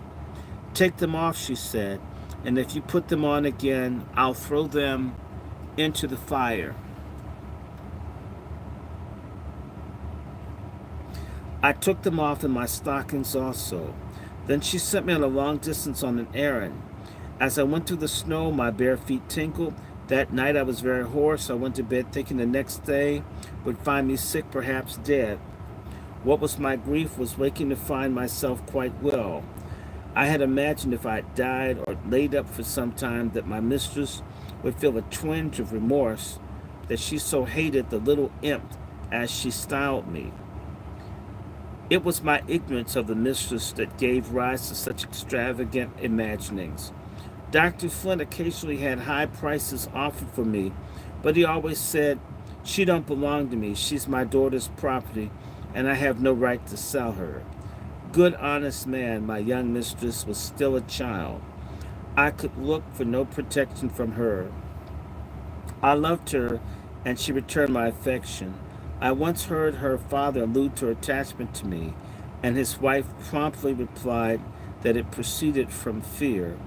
But this unpleasant doubt into my mind: did the child think that she did not feel, or was their mothers jealous of the might of love that she bestowed on me? I concluded it must be the latter, and I said to myself, surely little children are true. One afternoon I sat at my sewing, feeling unusual depression in spirits. My mistress has been accusing me of an offense of which I assured her I was perfectly innocent, but I saw by the contemptuous curl of her lips that she believed I was telling a lie. I wondered for what purpose, what wise purpose God was leading me through such thorny paths, whether still darker ways were in store for me. As I sat musing thus, the door opened softly and William came in. "Well, brother," I said, "what is the matter this time?" "Oh, Linda, Ben and his master have had a dreadful time," he said. "My first thought was Benjamin was killed. Don't be frightened, Linda," said William. "I'll tell you about it. It appeared Benjamin's master had sent for him. He did not immediately obey the summons. When he did, the master was angry and began to whip him. He resisted. The master and slave fought, and the master was finally thrown. Benjamin had cause to tremble, for he had thrown to the ground the master, one of the richest men in town. I anxiously awaited the result. That night I stole to my grandmother's house, and Benjamin also stole thither from his master. My grandmother had gone to spend a day or two with an old friend living in the country. "I've come," said Benjamin, "to tell you goodbye. I'm going away." I inquired, "Where?" "To the north," he replied. I looked to him to see whether he was in earnest, and I saw it all in his firm, set mouth. I implored him not to go, but he paid no heed to my words. He said he was no longer a boy, and every day made his yoke more galling. He had raised his hand against his master and was to be publicly whipped for the offense. I reminded him of the poverty and hardship that he must encounter among strangers. I told him he might be caught and brought back. That was terrible to think of. He grew vexed and asked if poverty and hardship with freedom were not preferable to our treatment in slavery. "Linda," he continued, "we are dogs here, footballs, cattle, everything that's mean. No, I will not stay. Let them bring me back. We don't die but once." He was right, and it was hard to give him up. "Go," I said, "and break your mother's heart." I repented my words. Heard they were out. "Linda," he said, speaking as if he had not heard him speak that evening, "how could you say that? Poor mother. Be kind to her, Linda, and you, too, Cousin Fanny." Cousin Fanny was a friend who had lived some years with us. Farewells were exchanged, and the bright, kind boy, endeared to us by so many acts of love, vanished from our sights. It was not necessary to state how he made his escape. Suffice it to say, he was on his way to New York when a violent storm overtook the vessel. The captain, he said, must be put into the nearest port. This alarmed Benjamin, who was aware he'd be advertised in every port near his own town. His embarrassment was noticed by the captain. To the port they went. There was an advertisement that met the captain's eye. Benjamin so exactly answered the description, the captain laid hold of him and bound him in chains. The storm passed. They proceeded to New York. Before reaching that port, Benjamin managed to get off his chains and throw them overboard. He escaped from the vessel, but was pursued, captured, and carried back to his master. When my grandmother returned home and found that her youngest child had fled, great was her sorrow, but with characteristic piety, she said, "God's will be done." Each morning she inquired if any news had been heard from her boy. Yes, news was heard. Master was rejoicing over a letter announcing the capture of his human chattel. That day seems but as yesterday, but I do remember it. I saw him led to the street and chained to the jail. His face was ghastly pale, yet full of determination. He begged one of the sailors to go to his mother's house and ask her not to meet him. He said the sight of her distress would take from him all self control. She learned. She yearned to see her, and she went, but screened herself in the crowd that it might be seen that her child had said. We were not allowed to visit him, but we had known the jailer for years, and he was a kind hearted man. At midnight, he opened the jail door for my grandmother and myself to enter in disguise. When we entered the cell, not a sound broke but silence. Benjamin, Benjamin, whispered my grandmother. No answer. Benjamin, she again faltered. There was a jingle of chains. The moon had just risen and cast an uncertain light through the bars of the window. We knelt down and took Benjamin's cold hands in ours. We did not speak. Sobs were heard, and Benjamin's lips were unsealed, for his mother was weeping on his neck. How vividly does memory bring back that sad sight. Mother and son talked together. He asked her pardon for the suffering he had caused her. She said she had nothing to forgive. She could not blame his desire for freedom. He told her that when he was captured, he broke away and was casting himself in the river, and thoughts of her came over him, and he desisted. She asked him if he did not think of God. He said, I fancied I saw his face grow fierce in the moonlight. He answered, no, I didn't think of him. When a man is hunted like a wild beast, he forgets there is a God, a heaven. He forgets everything in his struggle to get beyond the reach of the bloodhounds. Don't talk so, Benjamin, said she. Put your trust in God. Be humble, my child. Your master will forgive you. Forgive me for what, mother? For not letting him treat me like a dog? No, I will never humble myself to him. I've worked for him for nothing all my life, and I'm repaid with stripes and imprisonment, and here I'll stay until I die or till he sells me. The mother shuddered at his words. I think that he felt it, for when he next spoke, his voice was calmer. Don't fret about me, mother. I ain't worth it, he said. I wish I'd had some of your goodness. You bear everything patiently, just as though you had thought it all right. I wish I could. She told him she had not always been so. She was like him. But when sore troubles came upon her, she learned there was no arm to lean upon. She learned to call upon God, and he lightened her burdens. She besought him to do likewise. We overstayed our time. We were obliged to hurry from the jail. Benjamin had been in prison 3 weeks. When my grandmother went to intercede for him with his master, he was unmovable. He said Benjamin should serve as an example to the rest of the slaves. He'd be kept in jail until he was subdued, or he would be sold. But $1 for him. However, afterwards he relented in some degree. The chains were taken off. We were allowed to visit him. As his food was the coarsest of kind, we carried him as often as possible a warm supper, accompanied by some little luxury for the jailer. 3 months elapsed, and there was no prospect of release for a purchaser. One day he was heard to sing and laugh. The piece of indecorum, he was told to his master. The overseer ordered to rechain him. Now he was confined in an apartment with other prisoners who were covered in filthy rags. Benjamin was chained near them and was soon covered with vermin. He worked his chains until he succeeded getting out of them. He passed through the bars of the window with a request that he should be taken to his master. He should be covered with vermin. The audacity was punished with heavier chains and a prohibition of our visits. My grandmother continued to send him fresh changes of clothes, and the old ones were burnt up. The last night we saw him in jail, his mother still begged him to send for his master to beg his pardon. Neither persuasion nor arguments could turn him from his purpose. He calmly answered, I am waiting his time. Those chains were mournful to hear. 3 months had passed. Benjamin left his prison walls. We that loved him waited to bid him a long and last farewell. A slave trader bought him. You remember I told you what price he bought when 10 years of age. Now he was more than 20 years old and was sold for $300. The master had been so blind to his own interests. Long confinement had made his face too pale, form too thin. Moreover, The trader heard something of his character and did not strike him as suitable for a slave. He said he would give any price if the handsome lad was a girl. We thank God he was not. Could you have seen the mother clinging to her child when they fastened irons upon his wrists?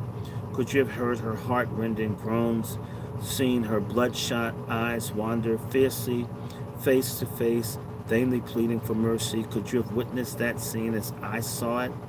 Would you exclaim slavery is damnable? Benjamin, her youngest, her pet, was forever gone. She could not realize it. She had an interview with the trader for the purpose of ascertaining if Benjamin could be purchased. She was told it was impossible, for he had been given bond, nor to sell him until he was out of state.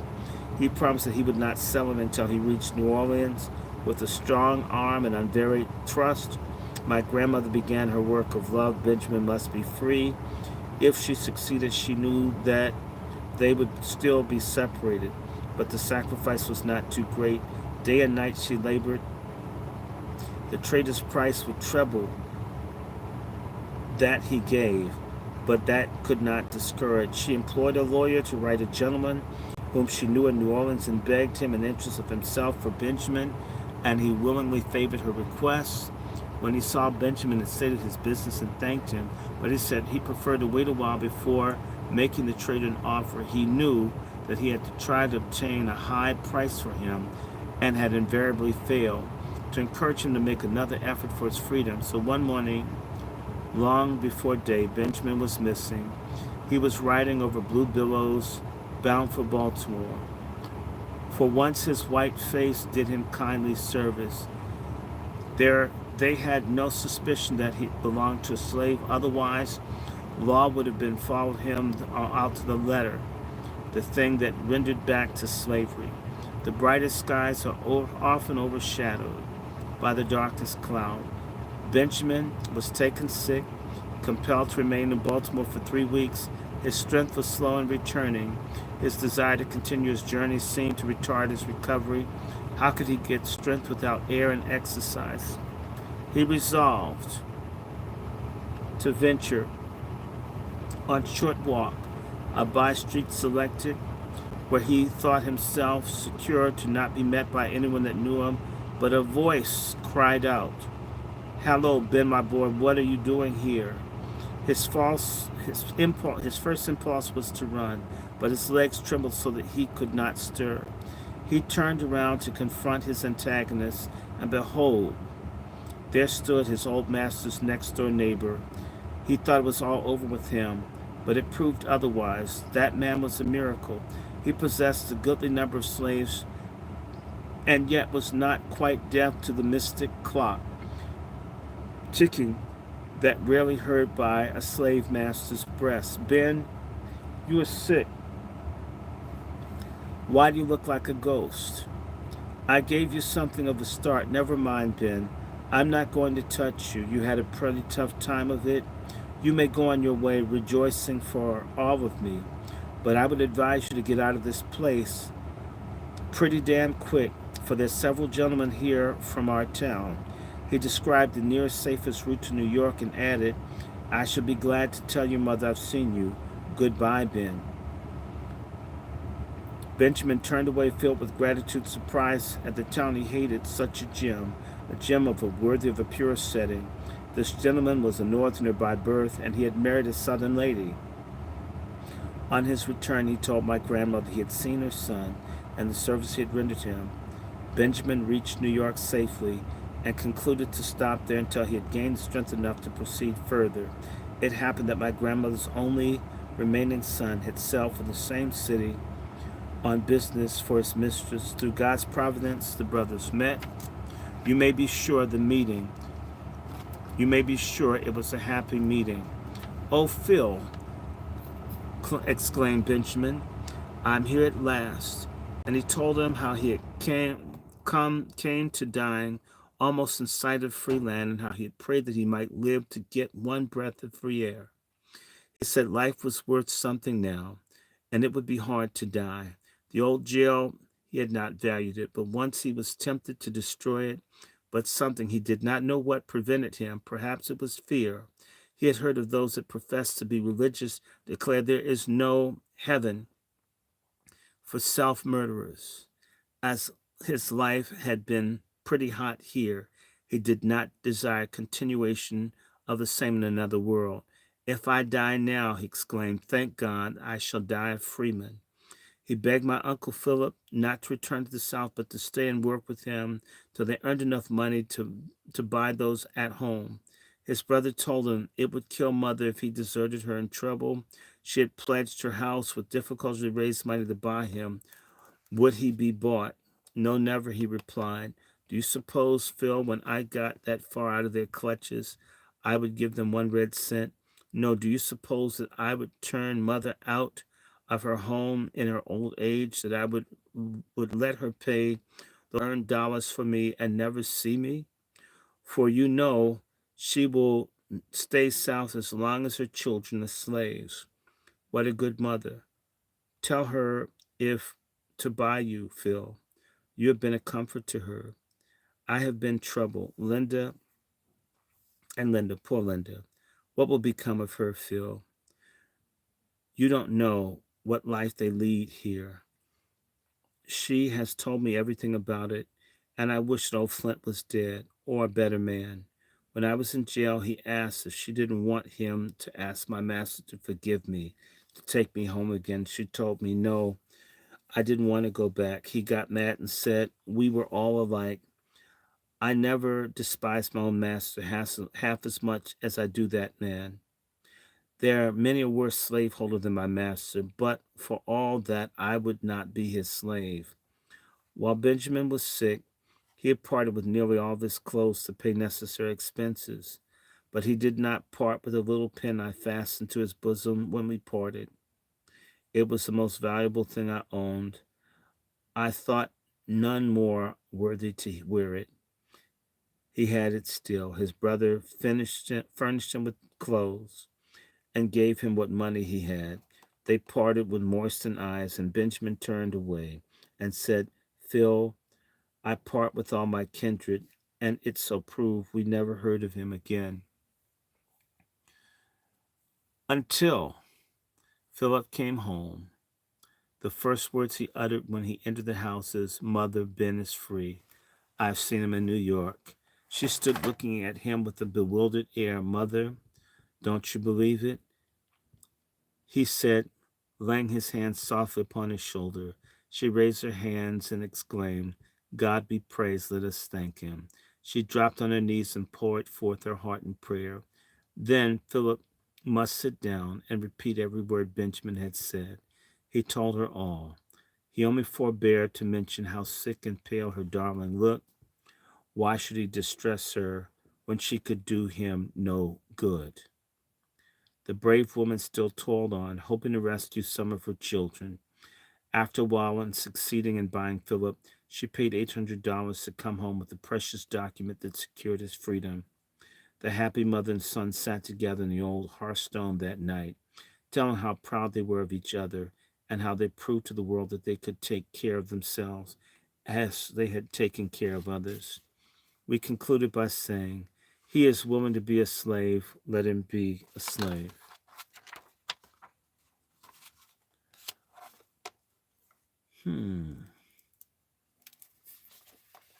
I love this one. This one's going to be hot. Okay, we're going to do 2 more chapters, and then I think I'm going to stop. I'm going to stop right here, but I love the... Uh-oh, it's about to get nasty, y'all. It's going down. Y'all want me to read some more? I can stop. I can pick back up. I just wanted to get this started. You guys done? Because I can like go to sleep and pick this back up in a couple of hours. What y'all say? Are y'all live? There are 9 here, 8 here. Oh, the crowd is too small. We should stop. It's 2:03. Let me come back in a couple hours. If people are interested, I'm going to continue this. But I'm going to start in chapter 5. Let me see how much this book is.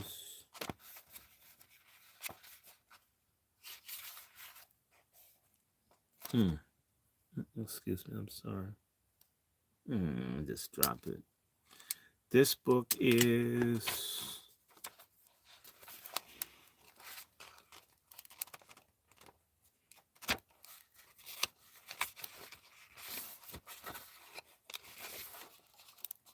this book is 203 pages. Let me switch out glasses. Go back to this pair. We can have some fun here still. Let me see. And now there's just one person. Okay.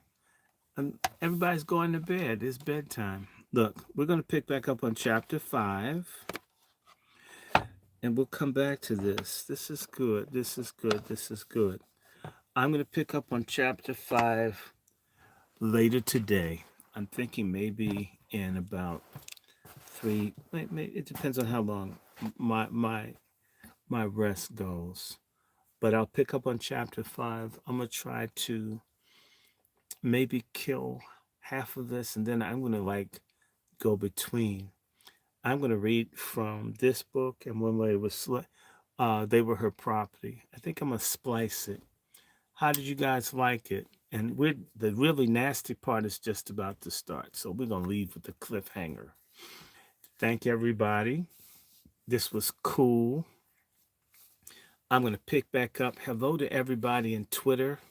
And of course, in Twitter, we're reading the Angry Black Men's Book Club on YouTube. We are reading Harriet Jacobs' like the incidents in the life of a slave girl.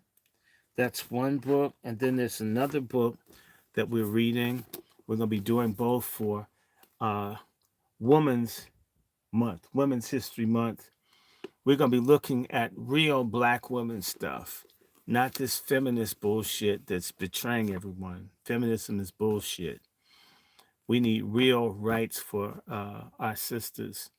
And we need to tell the story of how black women are raped and beaten and abused by white women and white men. And there is no alliance between black women and white women.